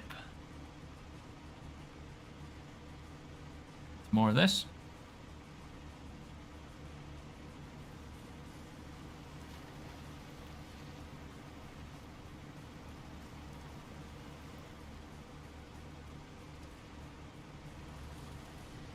So yeah, I've been a bit more lax in my vehicular safety in today's stream. Having a couple of whoopsies. Nothing too bad though. Nothing we can't fix. Things were quite expensive in the map, then I'd be a bit more careful, but not really losing that much time or money.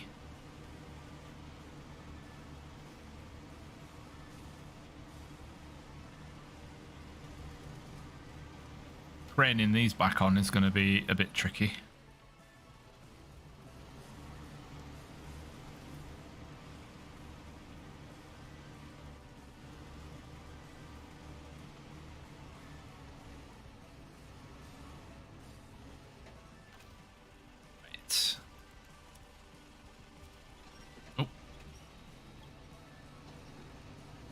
See, how are the wheels driving?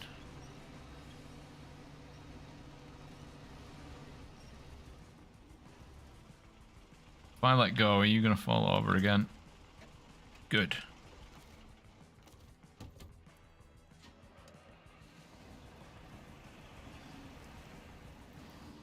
Oh, that water's deep.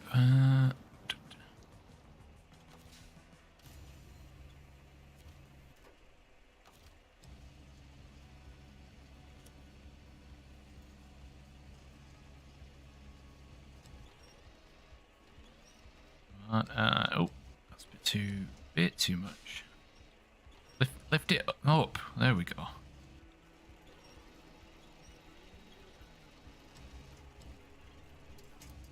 And the next one in. Sorry, your supplies got turned upside down. My bad.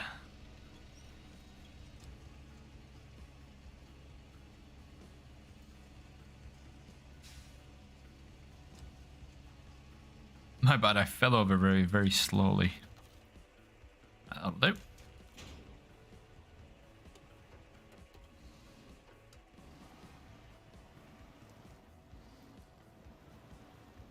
Gotta be careful turning around though. Don't like that angle.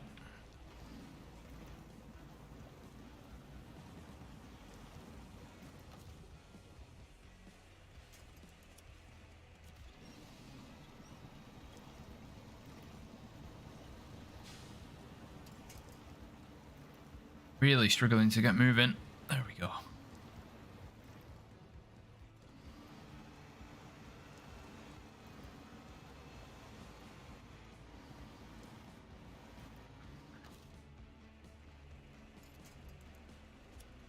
This might work.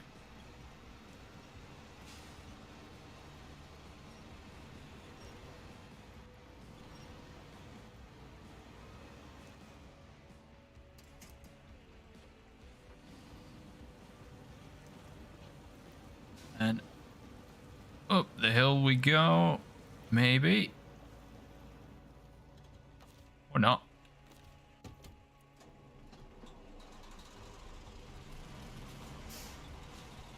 Gonna need some raw beef to get us up there.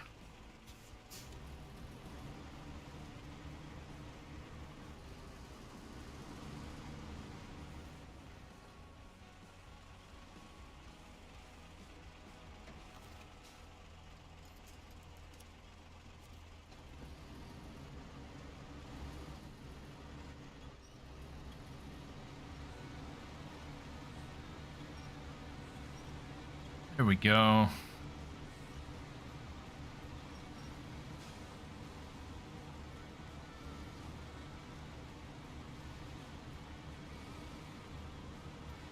We'll get the rest of the mission done nice and easy.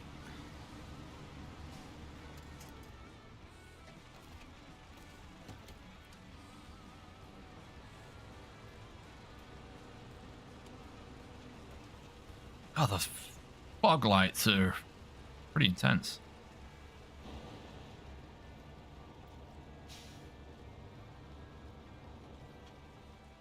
They look at the on-road fuel consumption compared to the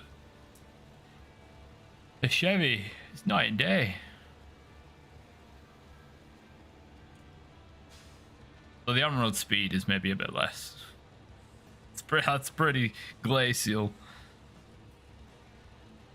Oh, and hit the wall. Trying to multitask.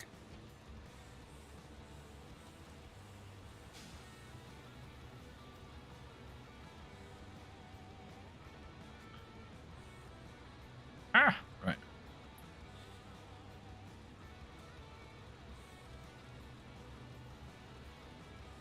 Get rid of that out of the way.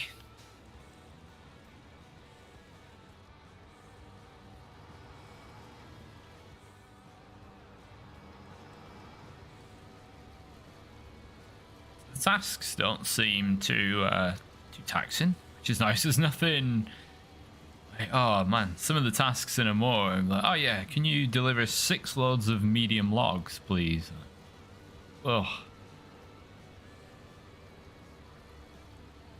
Just not particularly difficult, just very time consuming.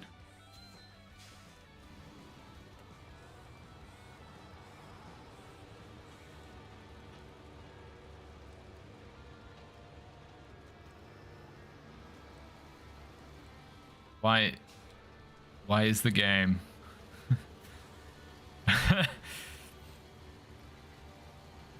When is the game?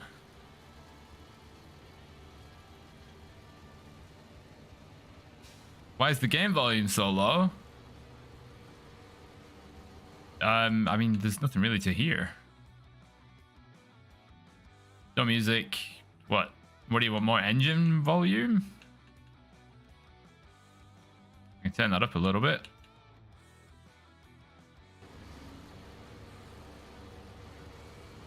Is that better?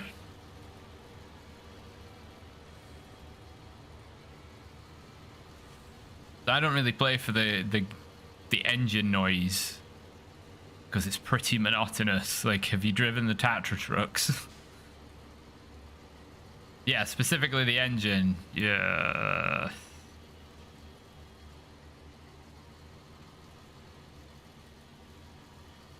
Tatra trucks have the same whine every time the gear changes. So I find I'm not one for the engine sounds. I wouldn't even know how accurate they were.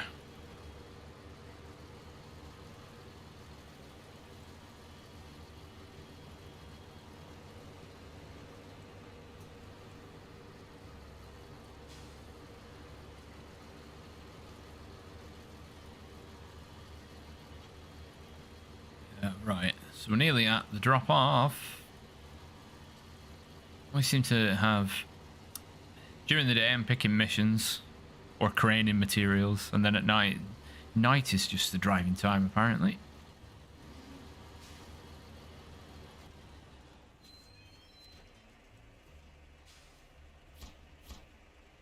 Oh, so far that's not a bad rate. We're nearly at $1,000 per kilometer traveled. That's not bad. Where's the Scout 800? Oh, it's down in that car park, isn't it? Near the Zix. Secure containers. Oh, where are these? What are these ones?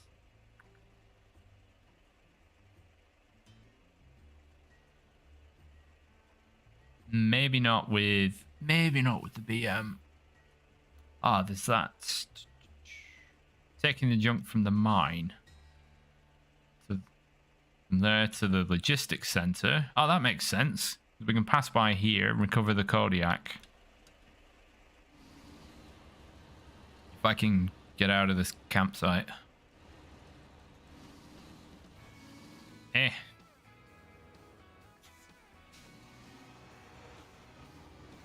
Alright, we've got a sensible way instead.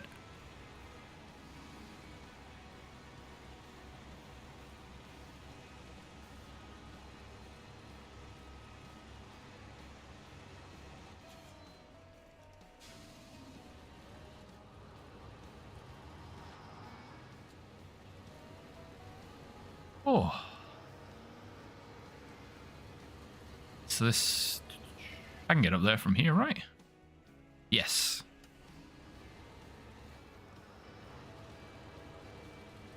Got the 2 garbage skips.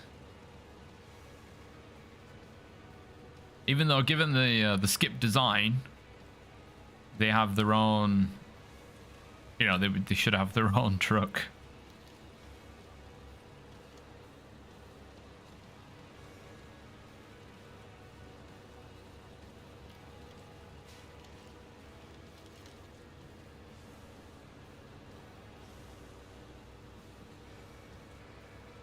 Then we'll sort out the Chevy, shift that along.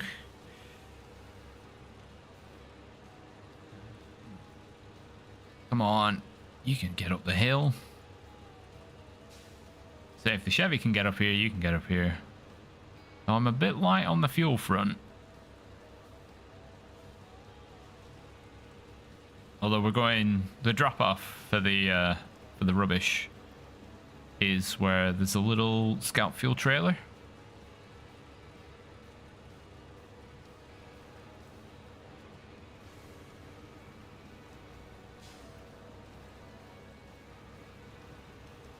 Me too, right?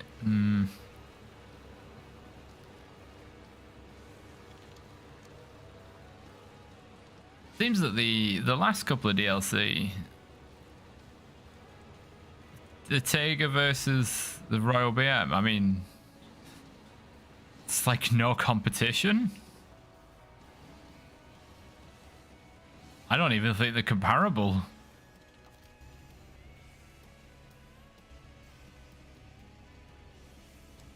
I mean, one truck has diff lock, the other does not.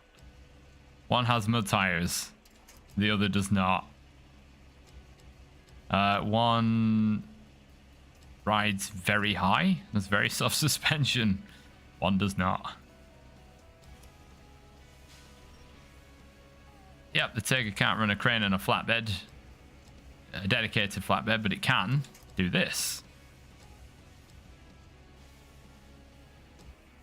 Pretty sure it's got a bigger fuel tank. It's more powerful.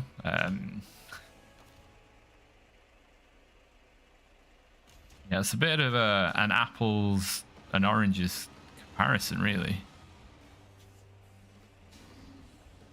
Right.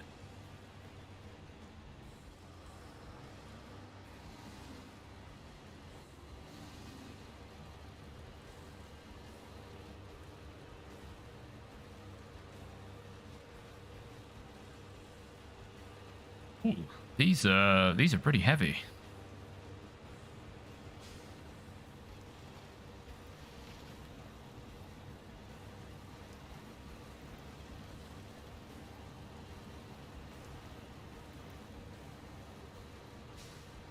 Hopefully this doesn't struggle too much.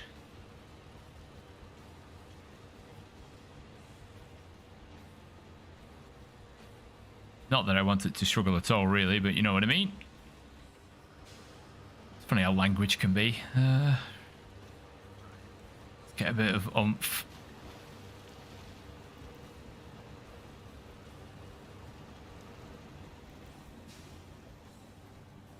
Come on.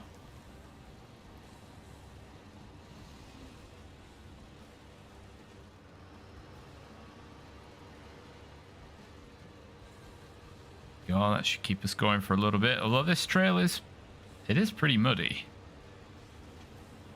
Might have to pinch some fuel out of the Chevy. Oh, what little that has. Yeah.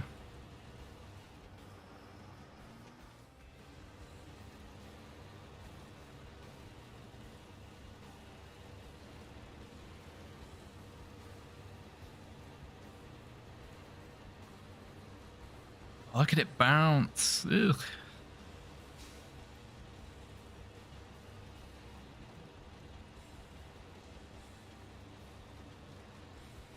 Get through here. Now we're gonna go up the mountain. Go down the... Oh yeah, there's the rocky path. We've got to go back down.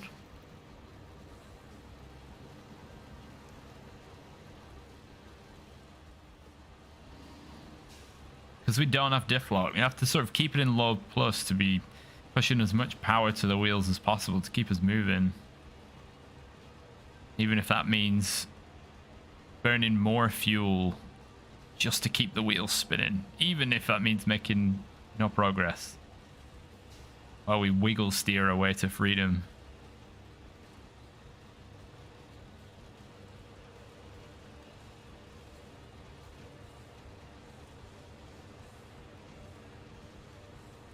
Oh man, can it stop bouncing?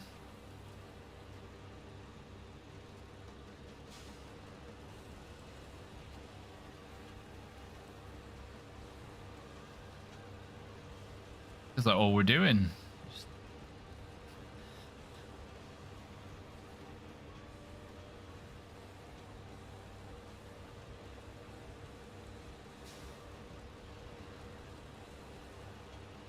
Chevy's coming up soon. Yeah, I'm definitely going to need to pinch some fuel from it.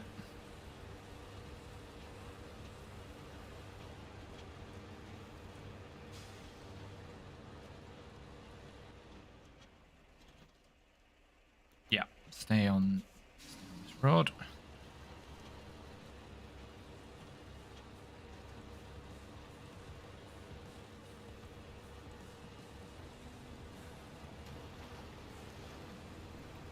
Come on, get yourself through there. Ah.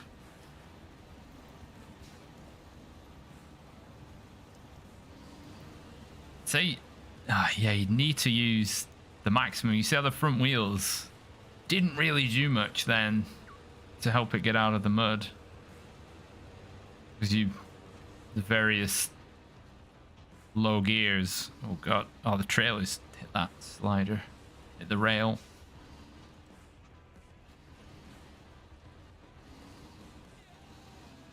The various low gears give you a set amount of power.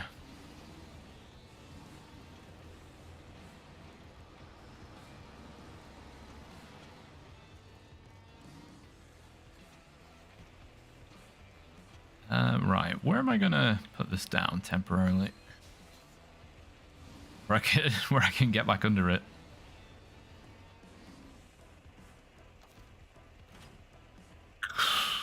Okay, that's an angle. Oh god. Never want to take it with you when you're not attached.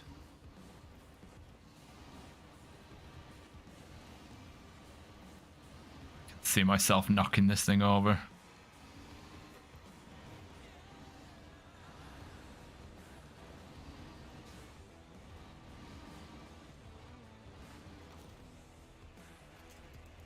Stop me going to the side.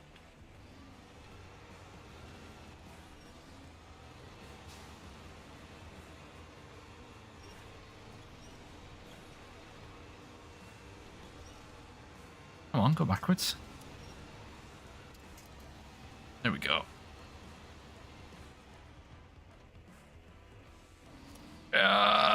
No.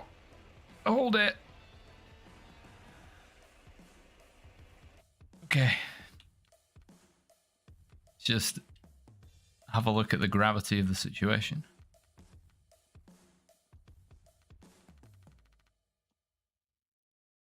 That might be a difficult one to recover. Hang on, which way is the crane facing? Flick the crane out. That might tip the weight over. Oh, hang on. Oh, the front wheel is just buried.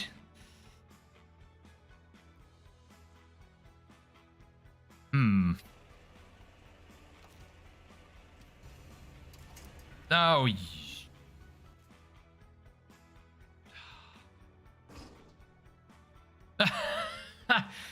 Oh, and it knocked the trailer. Oh, dear. I just tipped trucks over with the crane in the air now. Oh, it knocked the little trailer forward, which knocked into the blue one, which then fell over. Oh, dear. Man, logistics, not my thing today, are they? Right. Let's get this bike to the garage. This thing's going on rescue duty.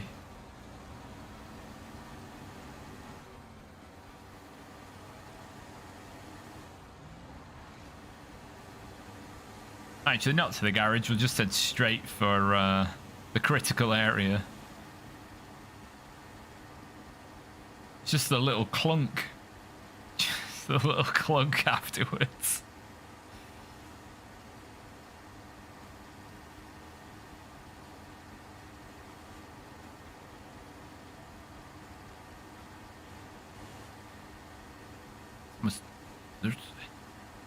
So I like to drive with the camera quite close in, but there are too many side lights for seeing past the vehicle.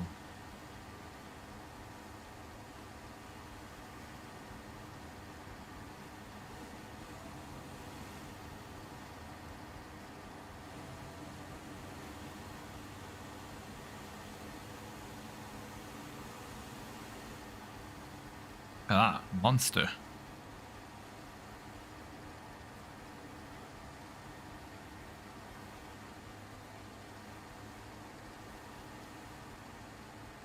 Right, so we're just heading south. We'll top up our fuel.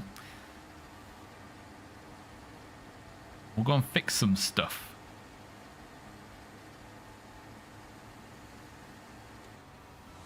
It'd be better just to drive without lights on at this point.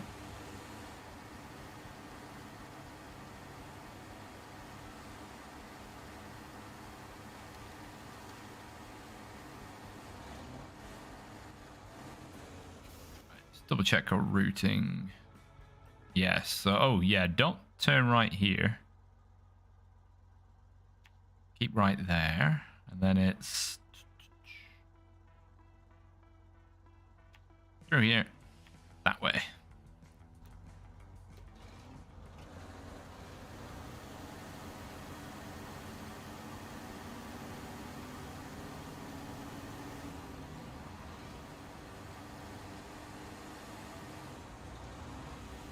See how this gets on, trudging through the woods. How do people find the stock tires for this truck compared to, say, what I've got on? I don't actually have this unlocked in my normal mode save for this game, which I should do at some point.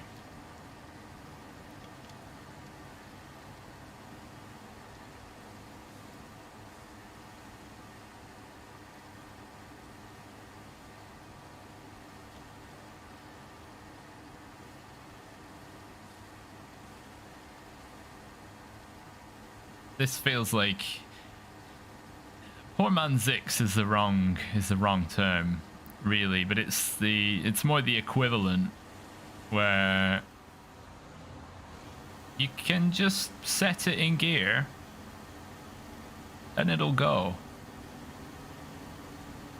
You see it wavered a little on the hill, but that's because I was playing around with the gears.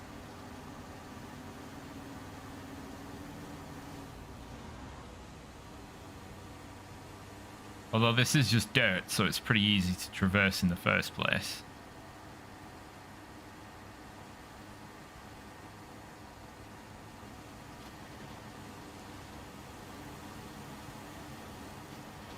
Oh, climb out of there. Refill the old roof rack.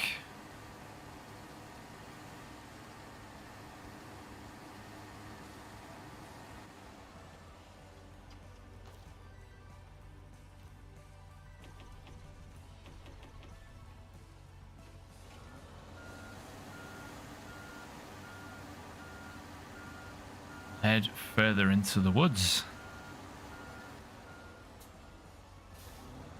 And I am doing what it says on the tin, a heavy rescue.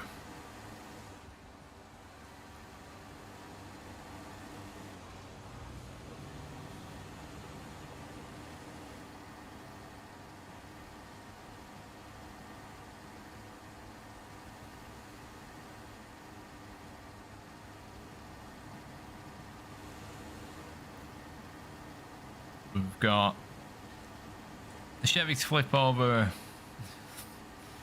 the Royal 2-bits cargo trailer, and this cargo recovery. At least now, actually, with what I've got in that one spot, there's one slot left free on the low saddle flatbed. So I could get all the drilling parts, well, one drilling part in with the garbage, and then the rest in the other flatbed, because they're all going to different places anyway. Okay, I might need high gear. This. It's funny, because when you would, real life, when you approach a hill, you're prompted to use lower gears so you can access more revs. But,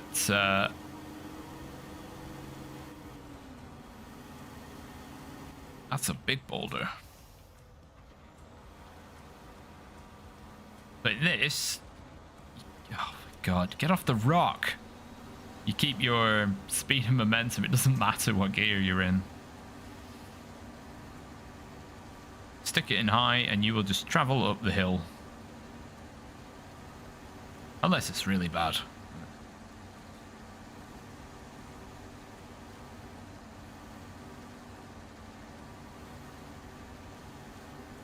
Wow, the back of the truck kick up in the air then.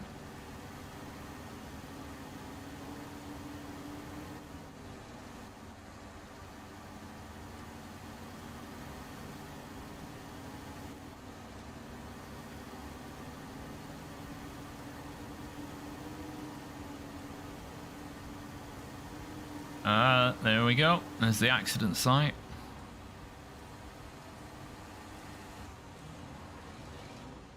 Ooh.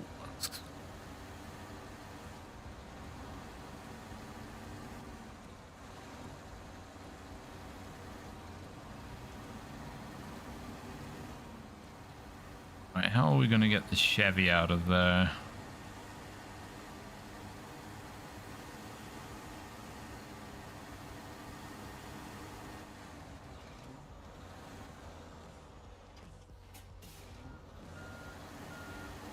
Thinking just out of the side,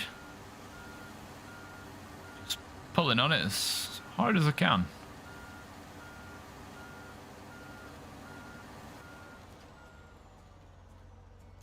Ah, not close enough.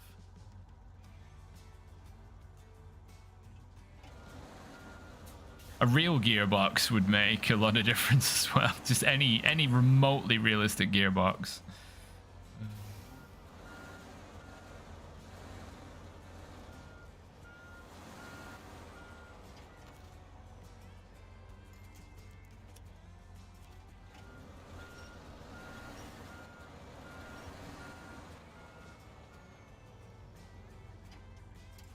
I mean, sequential is good for like racing, but not. You want that? You want quick options rather than going in sequence.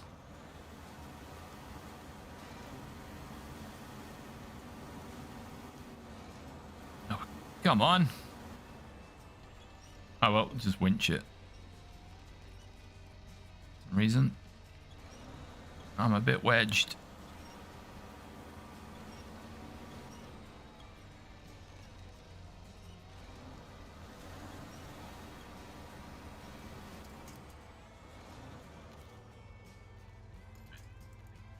Pull the nose in and around.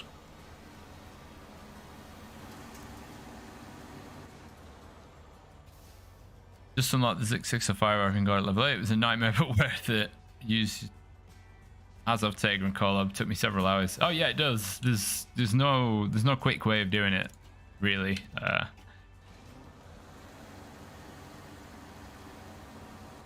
Should reset the crane. Ugh. Weird crane physics. Just, well, Snowrunner in general, really, isn't it? It's weird physics. The head of the crane is apparently the stickiest thing in the known universe.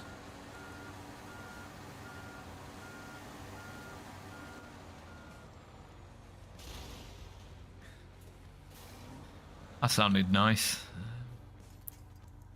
Right, let's pull the back round.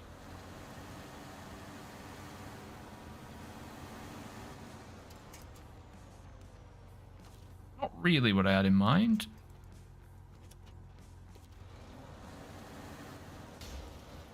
Oh, this took a huge amount of damage.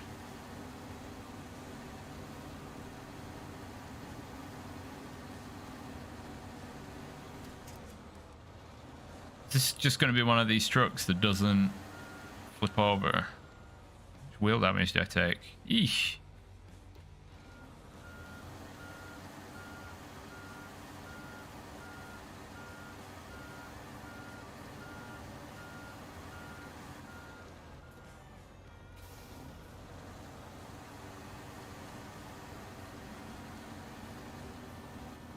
Oh, the crane is acting as the heaviest part of the vehicle, which is not cool.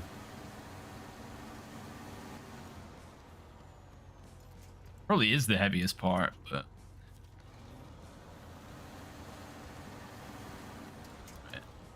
that should be prime position to roll over, hopefully.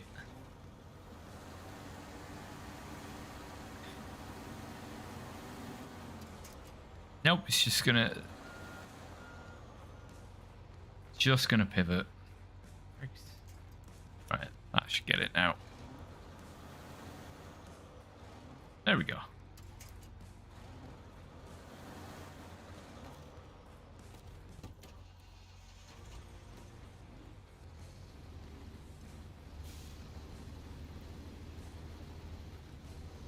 Right, we'll go and grab that bit of cargo.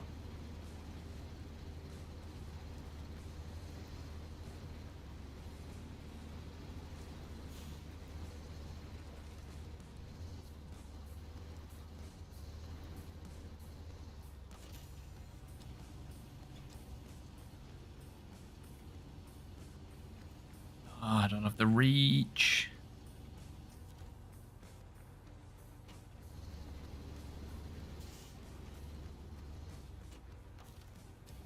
Now we do. Right.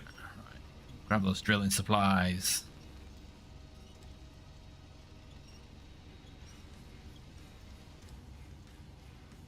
Come on. Oh god, they're pretty heavy.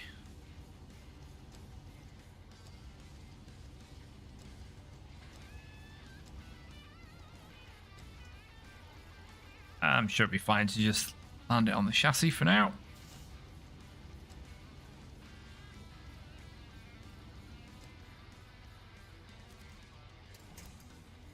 What's the worst that could happen?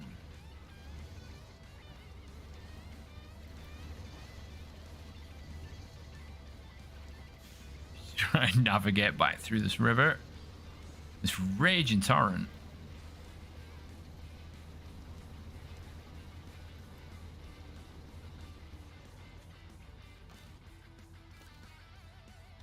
Handbrake first. Rolling into a river.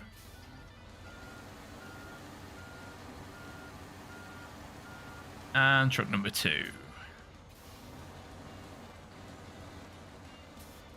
It's definitely proven itself so far for heavy rescue. Oh dear. Catching that wheel. This probably isn't going to look too nice.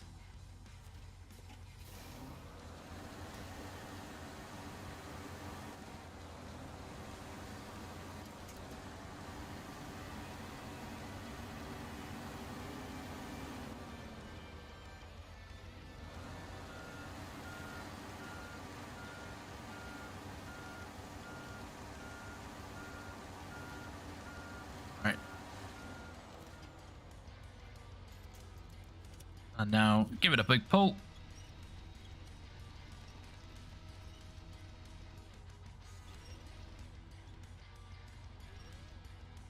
You are. Oh, it's on a roll.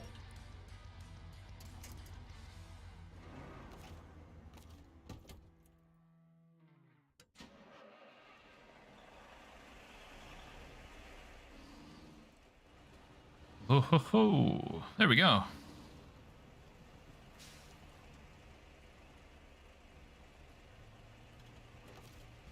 Right, time to sort this out. Hoping I can just drag trailer to the side. No? Or is the cargo too heavy? Damn. Alright, we'll try driving. There we go.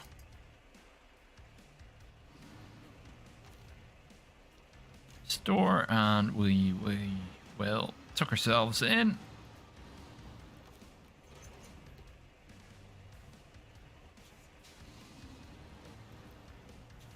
Get ourselves lined up. We reload on the cargo.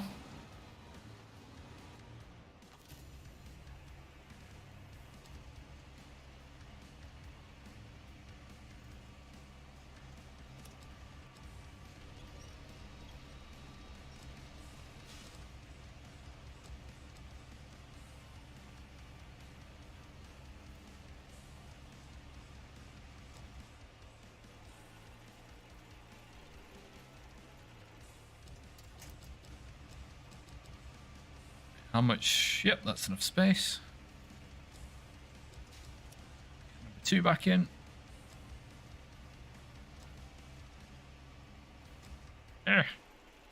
No, just can't stop the rotation. It's rubbish.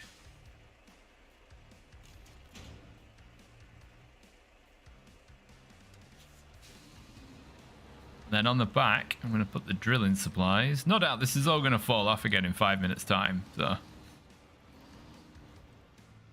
I also need some fuel. I also need some help because I'm stuck on a rock.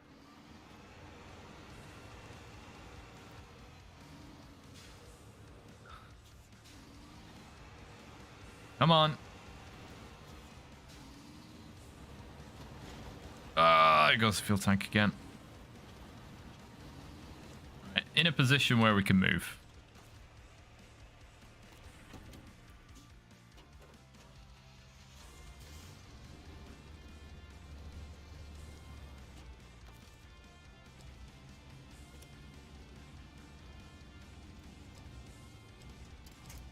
Go.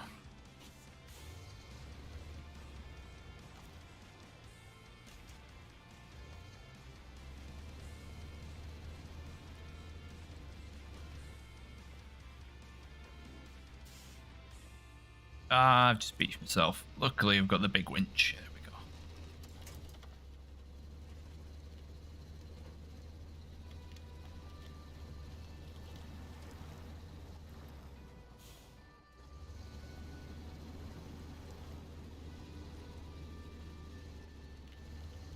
Looks like a predator coming out of the trees there.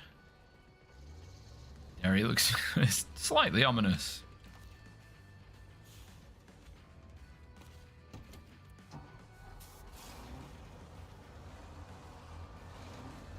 Gently onto the rocks.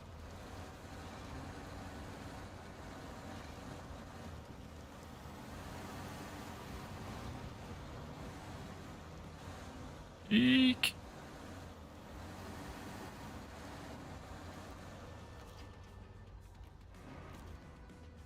No. So, refuel. That was wrong.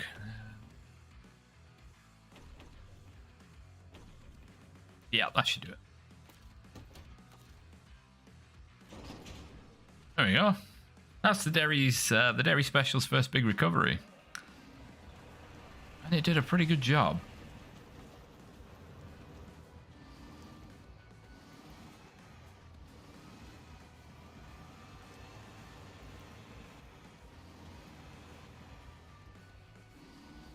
Are we moving? Yeah. Getting a bit tired of this thing getting unable to drive. Unable to drive it. Yeah, it's gonna struggle up here, isn't it? I'm gonna push it to its limits. Boulders really aren't gonna help. Can the next game be called Boulder Runner? Ugh. Right, that's grim. Really didn't get very far.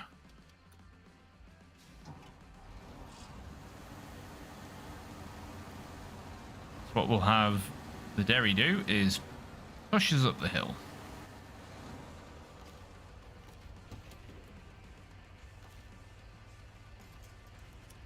Oh, right. Dairy's got the power, enough power to drive. Though it's spinning its damn wheels.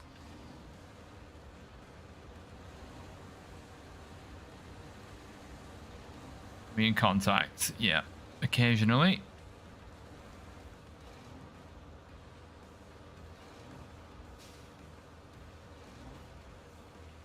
It's got a low saddle at the minute.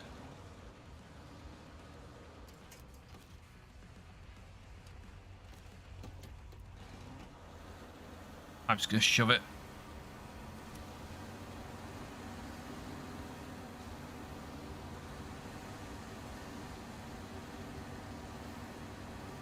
Fortunately, I can't determine the direction of of the BM.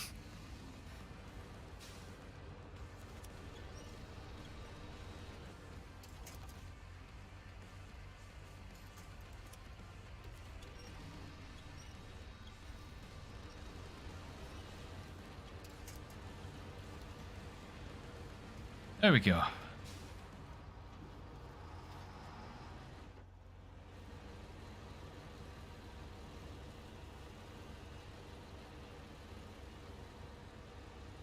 I'm pretty much running the truck at its maximum capacity. Oh, this corner. I'm about to lose all the cargo. Oh, oh. That is a nasty old camber. So what doesn't help as well, if I can get the camera to it, is the mouse. Where's the mouse? Here. This rail system is catching on the chassis underneath.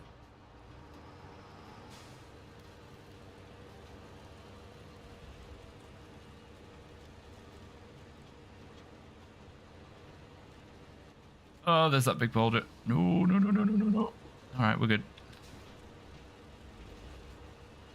From here, it should be fine. Oh, the trailer got some air.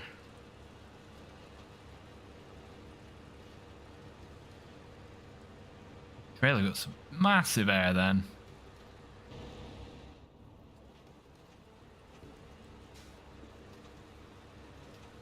Oh.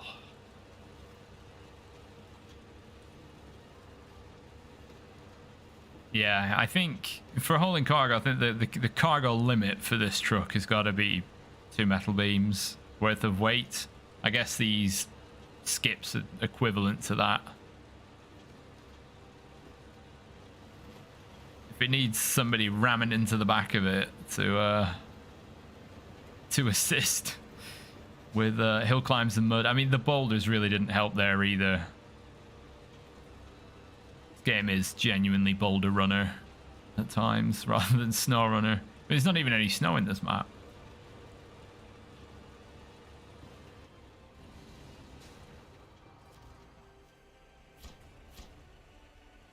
Oh god, you don't even get that much for that. Floating detectors, right.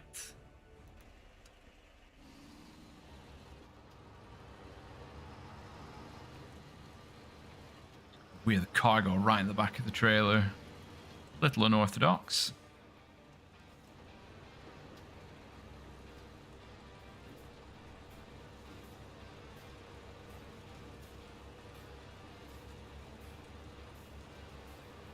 bit muddy here.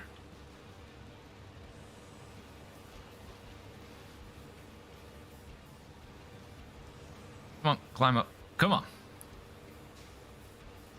Maybe we'll give the the Royal a bit of a rest after today. It's put in a good shift. We'll give another truck a lot of saddle duty. So let's see how the Chevy gets on. It might be that one.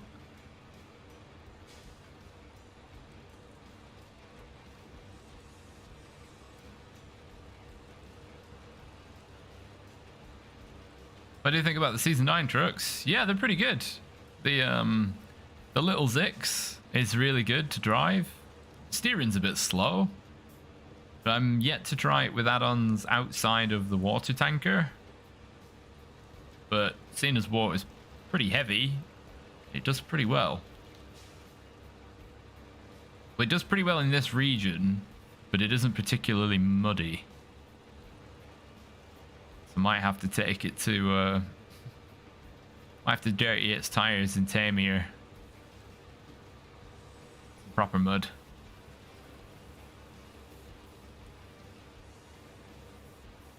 And the dairy's just done a big recovery effort. It's got a lot of power. Not sure what the best tires are for it at the moment. The big fat ones or the ones it comes with. Right. Where are these going specifically?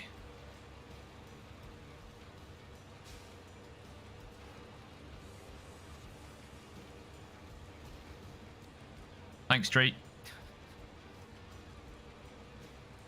Slapped by a branch. Okay. Oh, that's a lot of damage. I just tried to enable diff lock.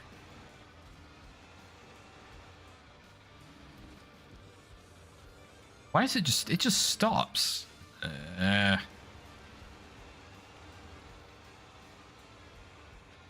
Oh, it's the trailer. No, it's not the trailer turbo stuck on anything.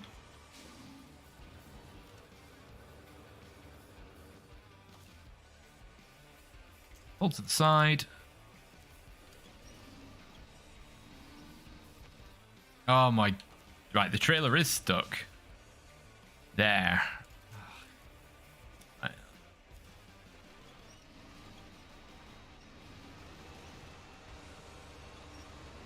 Pretty trees, man. There we go.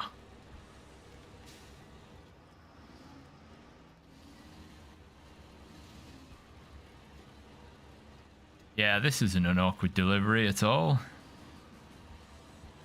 Right, try and crawl over this rock.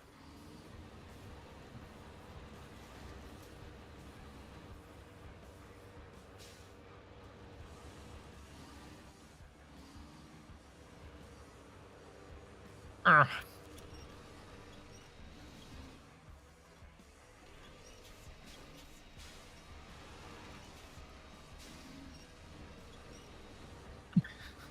Physics. What are they?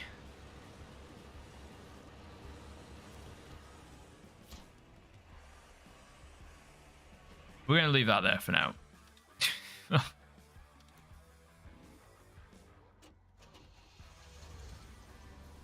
I've got to move the dairy. It's sitting in the way.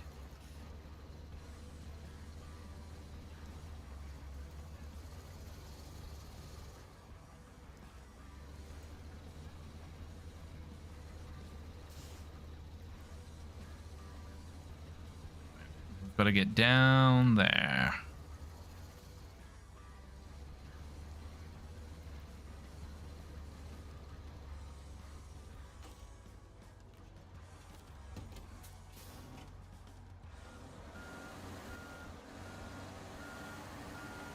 Don't have much fuel to spare.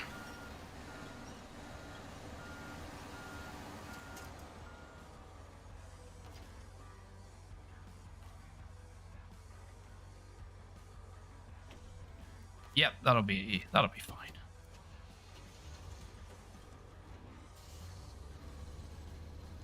Beep beep.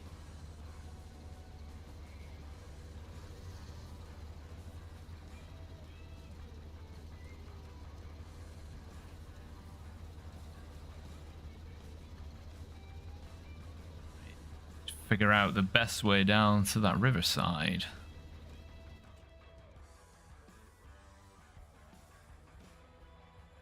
What do we determine? Was it this way? God, I might as well refuel and then doing the whole journey back.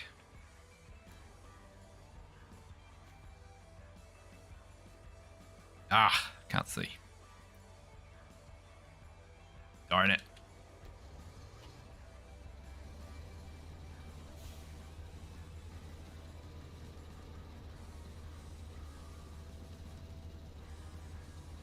Oh, we can get these drilling parts.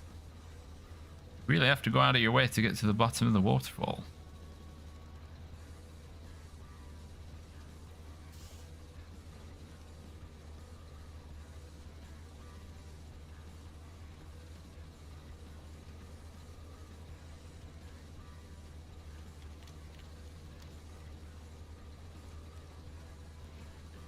Hopefully, Chevy doesn't have too much trouble.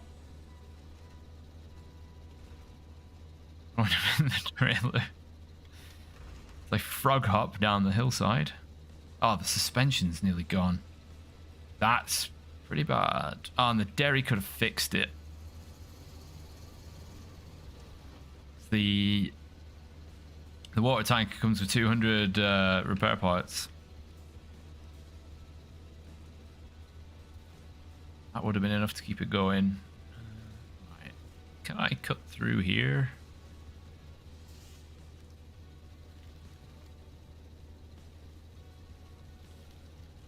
Can't see. What?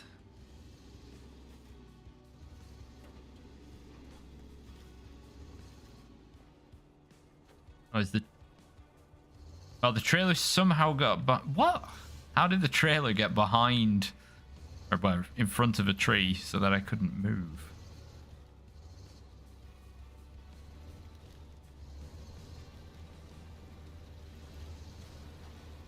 Jumped in front of it when I wasn't looking.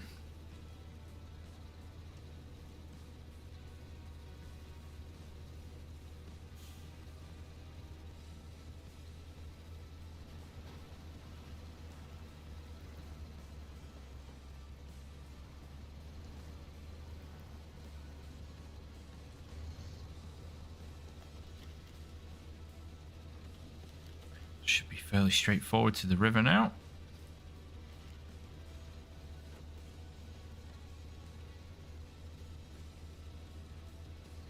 Think.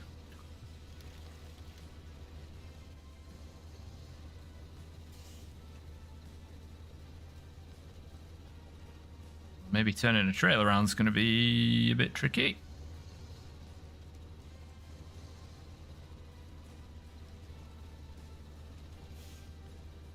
Depends on how deep the river is.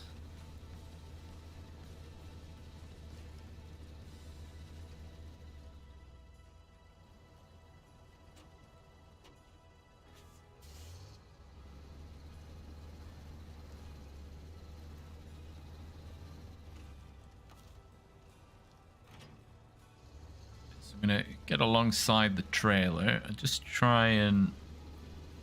In fact, I'm not gonna try and lift it, given how small this thing is. Will you just fall over? I'm gonna get behind it and just pull it.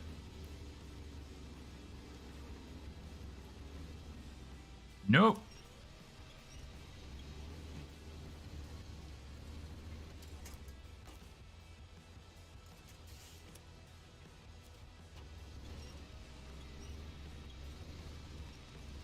Be easier to get in front and to pull it around.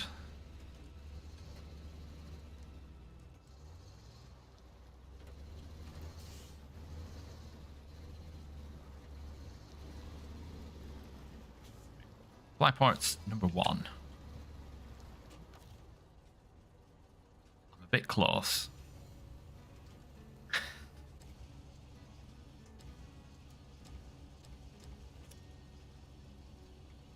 Come here. All in all, I have made it worse.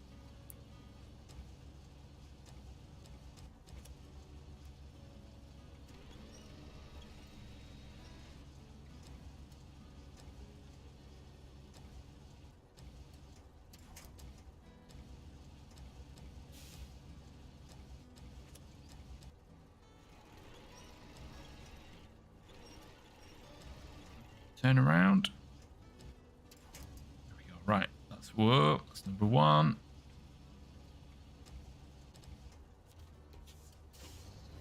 The rocking motions are very disturbing. You don't want to cut across there too much. That's pretty deep. And oh, there's a hole in the ground.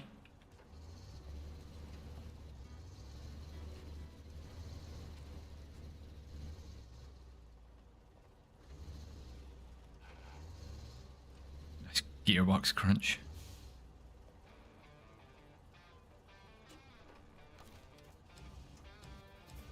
There's a couple of fallen trees in the waterfall there. I wonder if you could use those to climb up.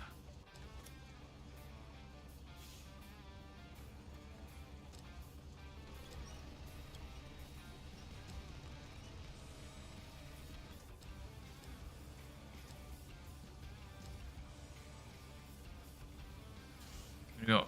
And over the top, pop it on the chassis again, like we did before.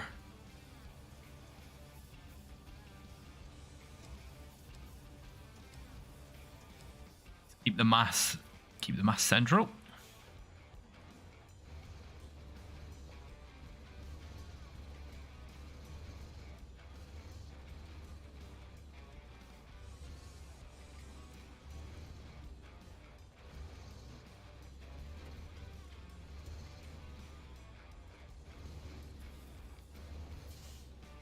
Yeah, God, there's so much wobble.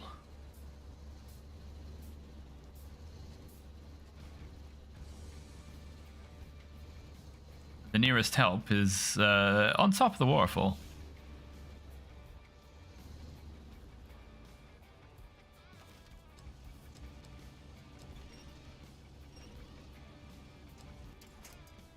Oh, like a glove. Probably could have got all three in there, to be honest.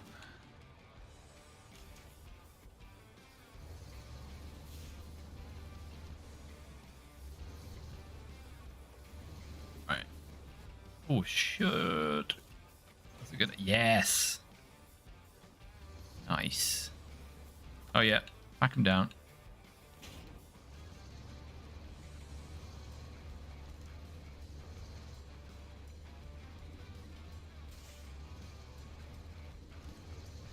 Come on, little Chevy.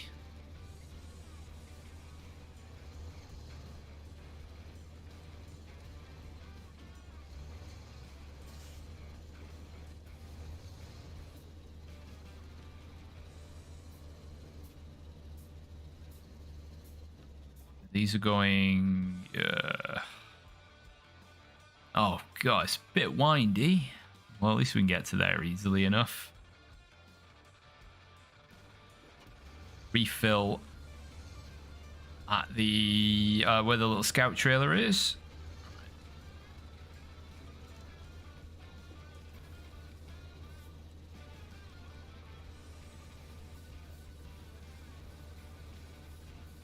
Out of fuel in about 4 minutes, so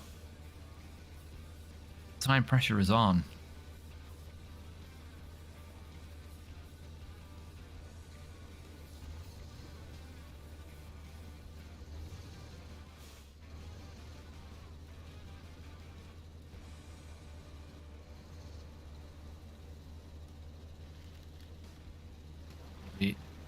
Well, this is where we joined when we came through the woods, isn't it? Whoa!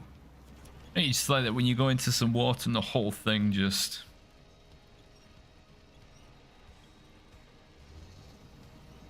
whole thing just drops.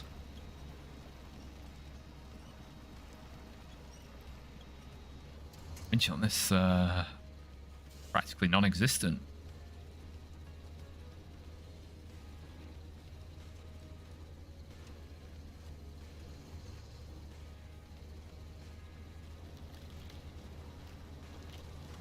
First drop-off marker appears.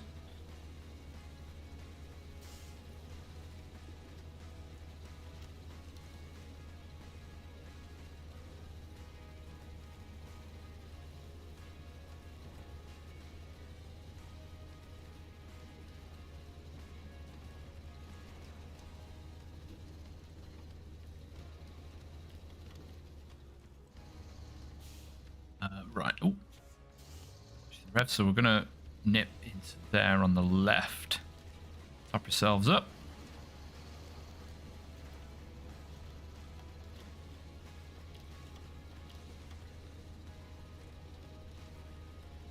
Doing all right with this trailers. This is probably not a setup I would use again. Just because you just never particularly sure if it's gonna pull through.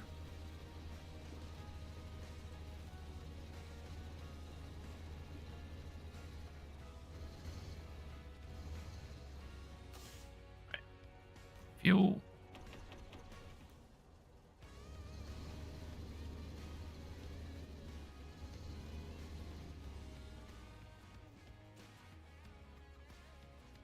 So,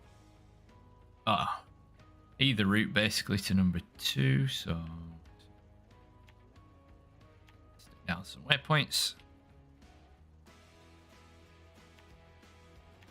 There. Oh, probably gonna have to find a way to weave through to the 3rd point.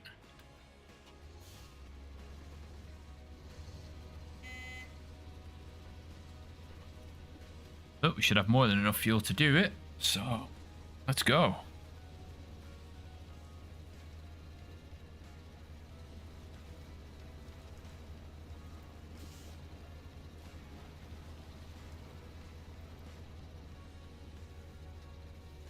This is the truck that probably many forgot about or just sold from the beginning, but it can do the job. Not quite as good as some other things, but definitely a solid workhorse when you're still in Michigan and Alaska. I mean, I was using this in a moor as a scout. It wasn't really doing much cargo stuff, but it was light enough to just skip along all the harsh material.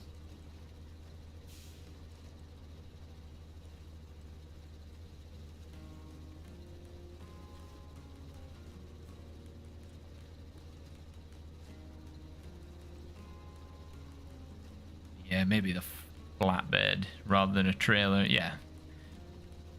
Take a trailer. Take a flatbed over a trailer, really. You've only got one main drive axle. That could have been the suspension gone.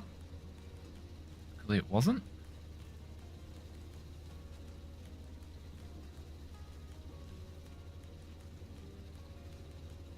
Sure why they even need these are drilling spare parts.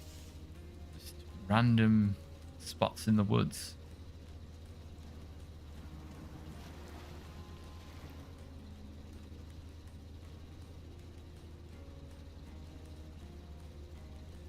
This is where you have to explore through here. And the game says, "Oh yeah, Scout is recommended." And it'll just sink. It knows that's because it knows I'll weep if it breaks. 7 points left on the suspension. And I could have repaired it fully.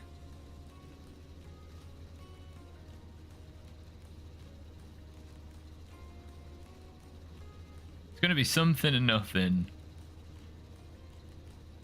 It's gonna be like a little stick sticking up out of the ground, and it's just gonna destroy the ride height. Although I guess with this it'll just look like it's driving a regular height. Oh, hang on, this could be it.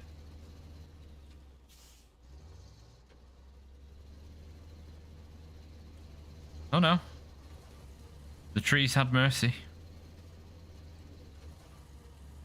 What about these ones? Oh.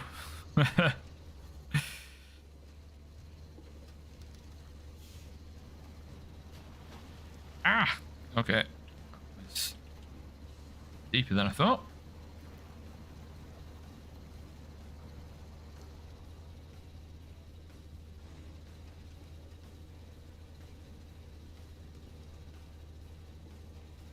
Oh no, I've probably brought the worst trailer for this sort of thing.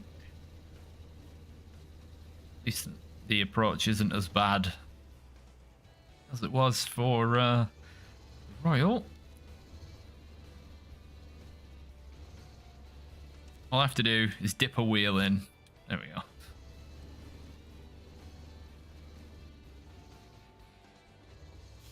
Nearly lost that.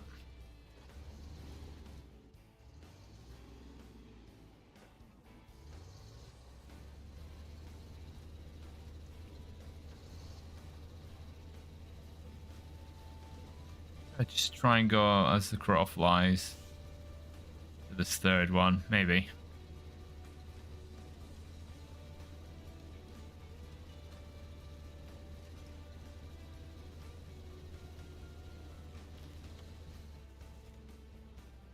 Oh, that's right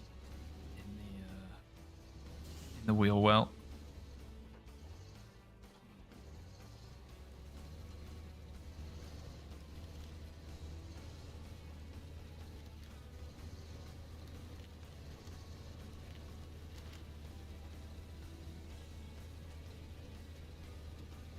Ah, wasn't too hard to get to in the end. Yep. I've had so many close calls where things ordinarily probably would have ripped the suspension in half, but the game is being nice.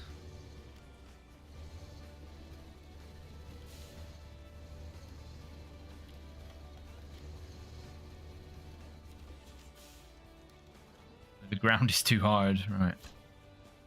Hey, that's another one done. Ha! 117 kilometers driven, 111,000 made in monies. Not bad at all. Any quick ones?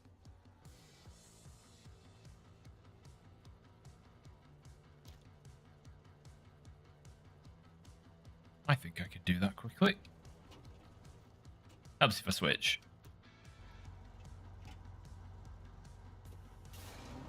Let's go.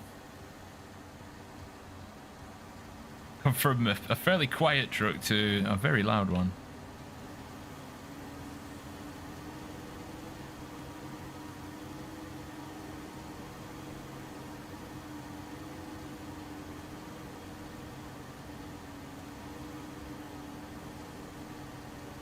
Done a good number of tasks today.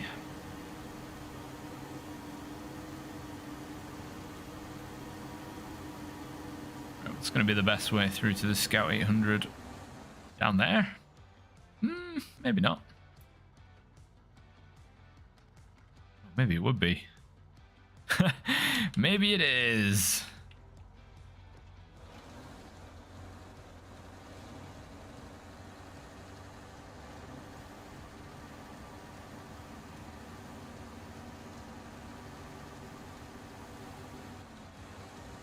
Yeah, I know the ground's very hard. Calm down.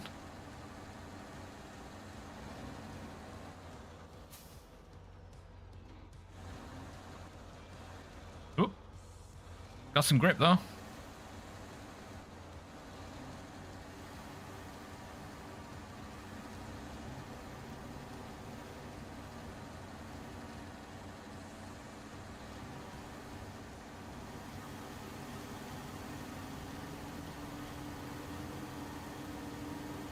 Oh, Derry.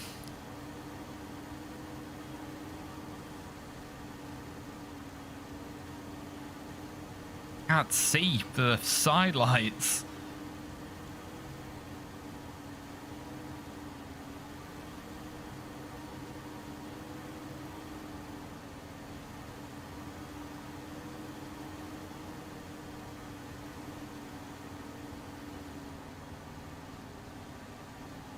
Right, I'm going to pull all the fuel. I bet it's got nothing in it, knowing my luck. Pull all the fuel out of it, refuel it when I get there. I have more immediate use of it as diesel.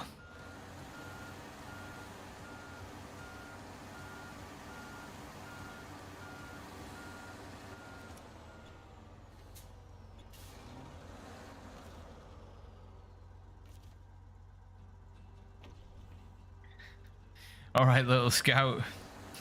You're in for a wild ride now.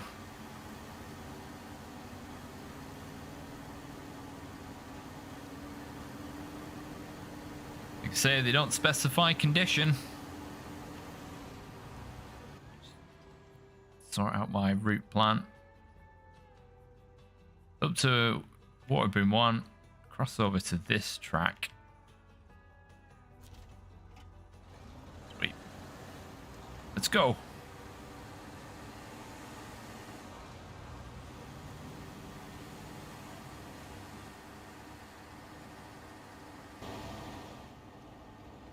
So I got my Go Faster flames.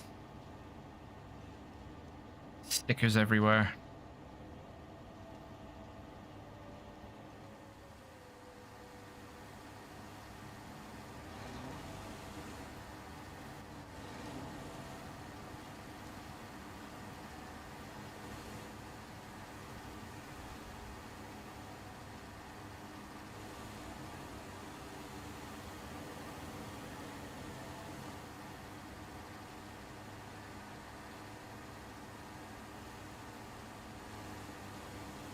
That should only leave, what is it, about 6 or 7 left after this one in this map, and then next time we'll look more at some of the contracts again.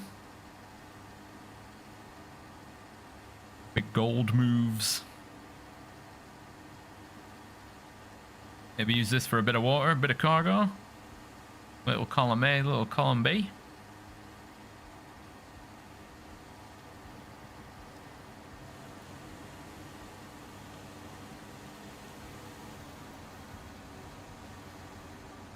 It's just a monster though, isn't it? Look at it.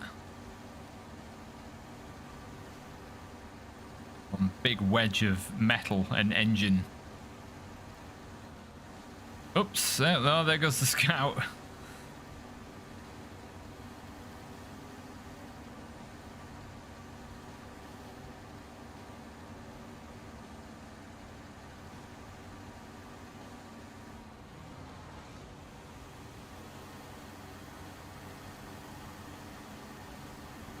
So here's the boom. So we'll cut from this track onto basically the one that runs parallel.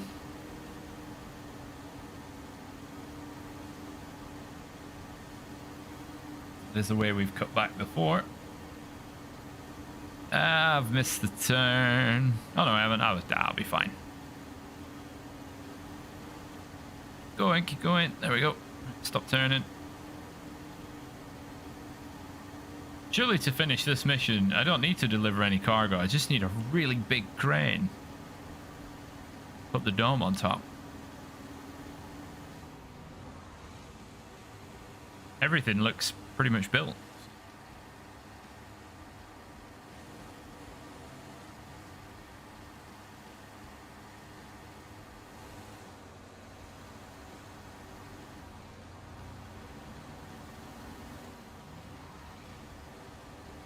Right.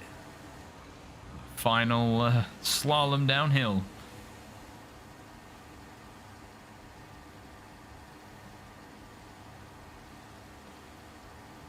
Got quite a lot of this map today.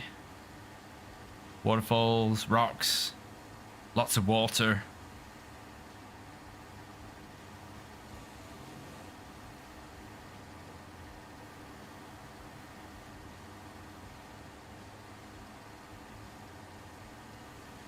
Eek.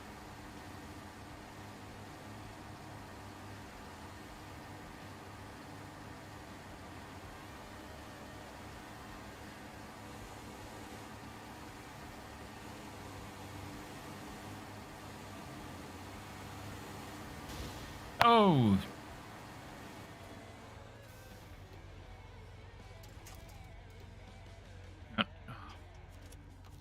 Oh, what did we take damage then? That back left wheel. Looks like I'll be using the repair points on my own suspension. Big hit. The oversized tire is probably not helping on that front. Making the truck's profile even wider than it already is.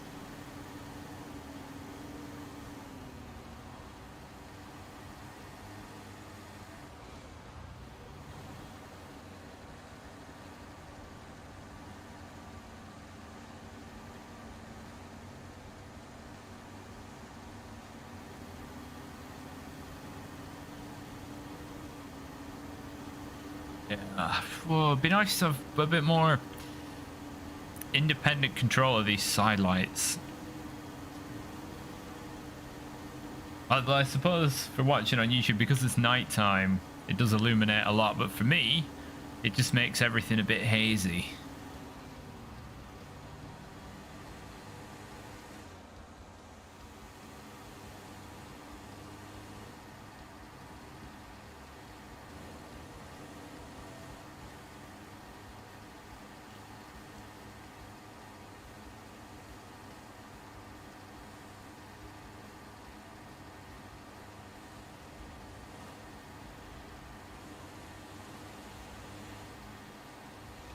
Whoopsie. Whoopsie. Oh god, it's in a right state.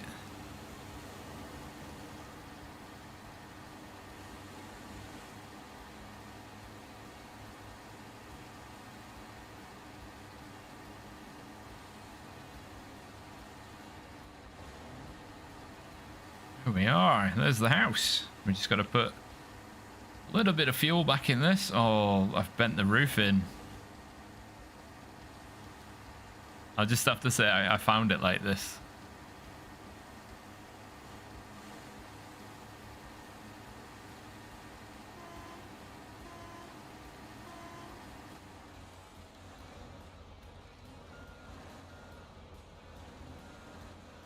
Yeah, this is how we found it. Covered in mud, battered, beaten, damaged. Oh, I didn't even have to put more fuel in it. Haha!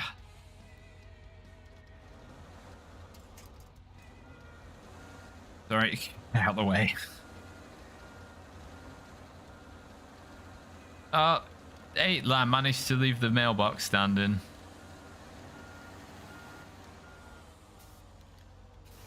While I'm here, I'm going to fill this up with water.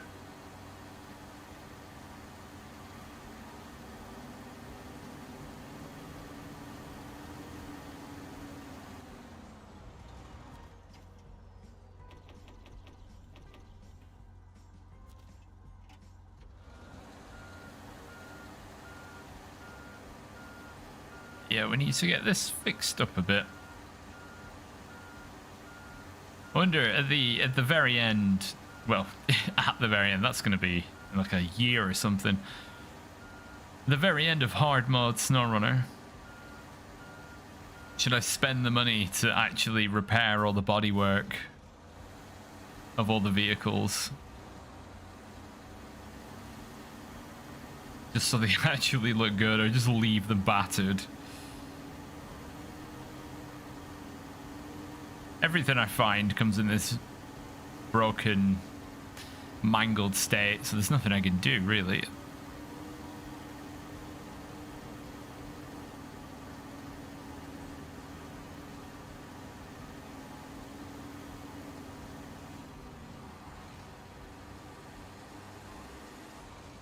Where's it? At the top of that hill? Use the Ford, actually. Repair this and the Hummer.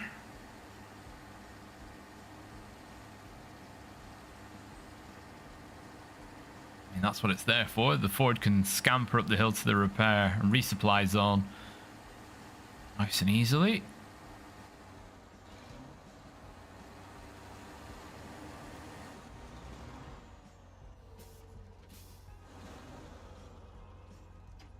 The size difference. F750. Ah, I don't have many repair points on board.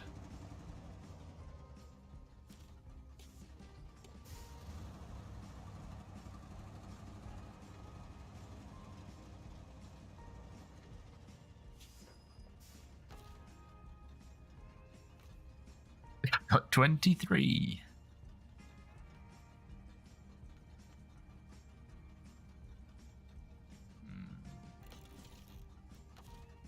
Right, we can use the dairy ones. That's fine. Drain the water. Don't drain the water.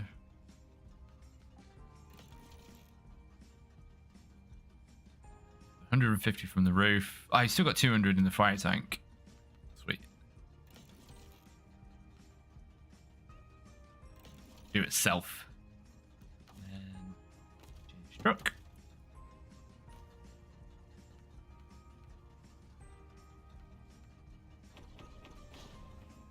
Stage complete. Oh, deliver to the ranger's house.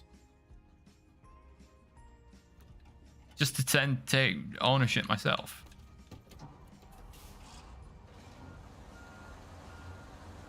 Right, we'll get this out of the way.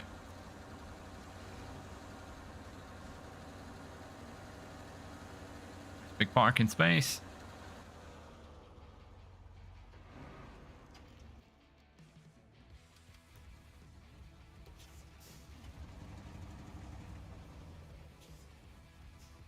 Bit in my eye.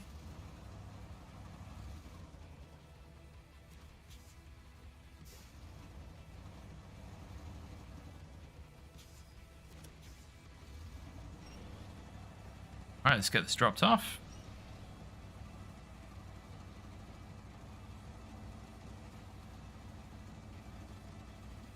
And that'll be another task done.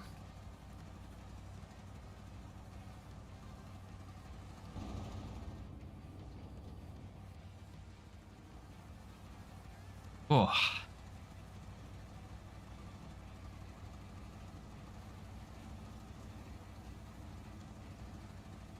Yeah, this way I don't have the engine volumes too high. This is pretty boring sound.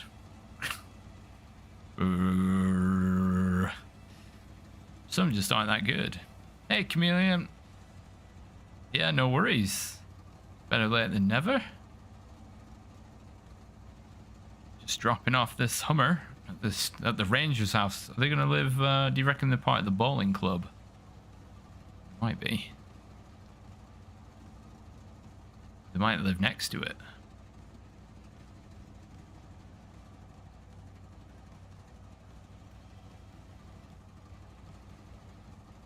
What? Right.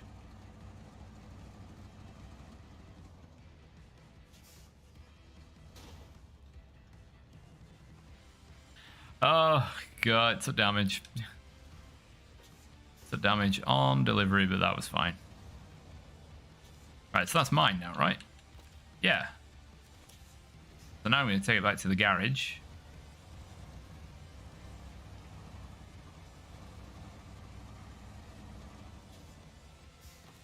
Before I forget. I'm going to get rid of it. Take all the fuel out. So I don't need a second Hummer.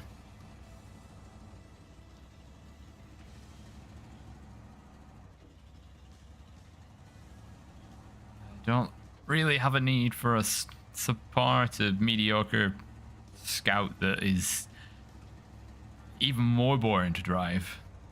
Makes even less noise.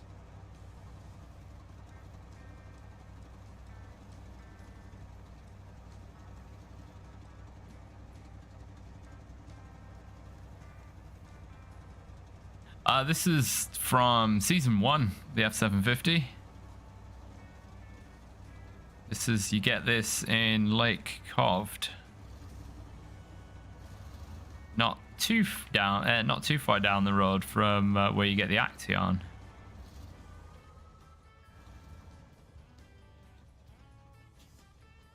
It's got all the bells and whistles. Yeah, basically Molo Garage. The spare fuel you carry 330 litres with everything on there.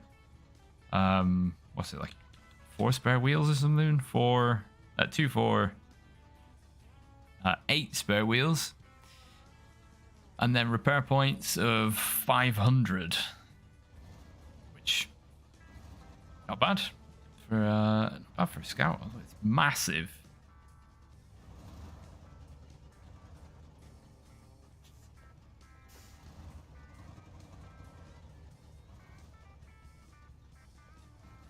It's bigger than a Fleet Star.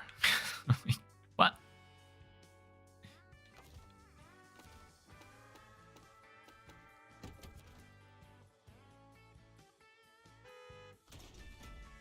All right, let's retain that.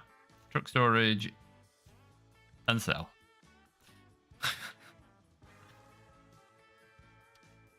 Oh, is that mine as well?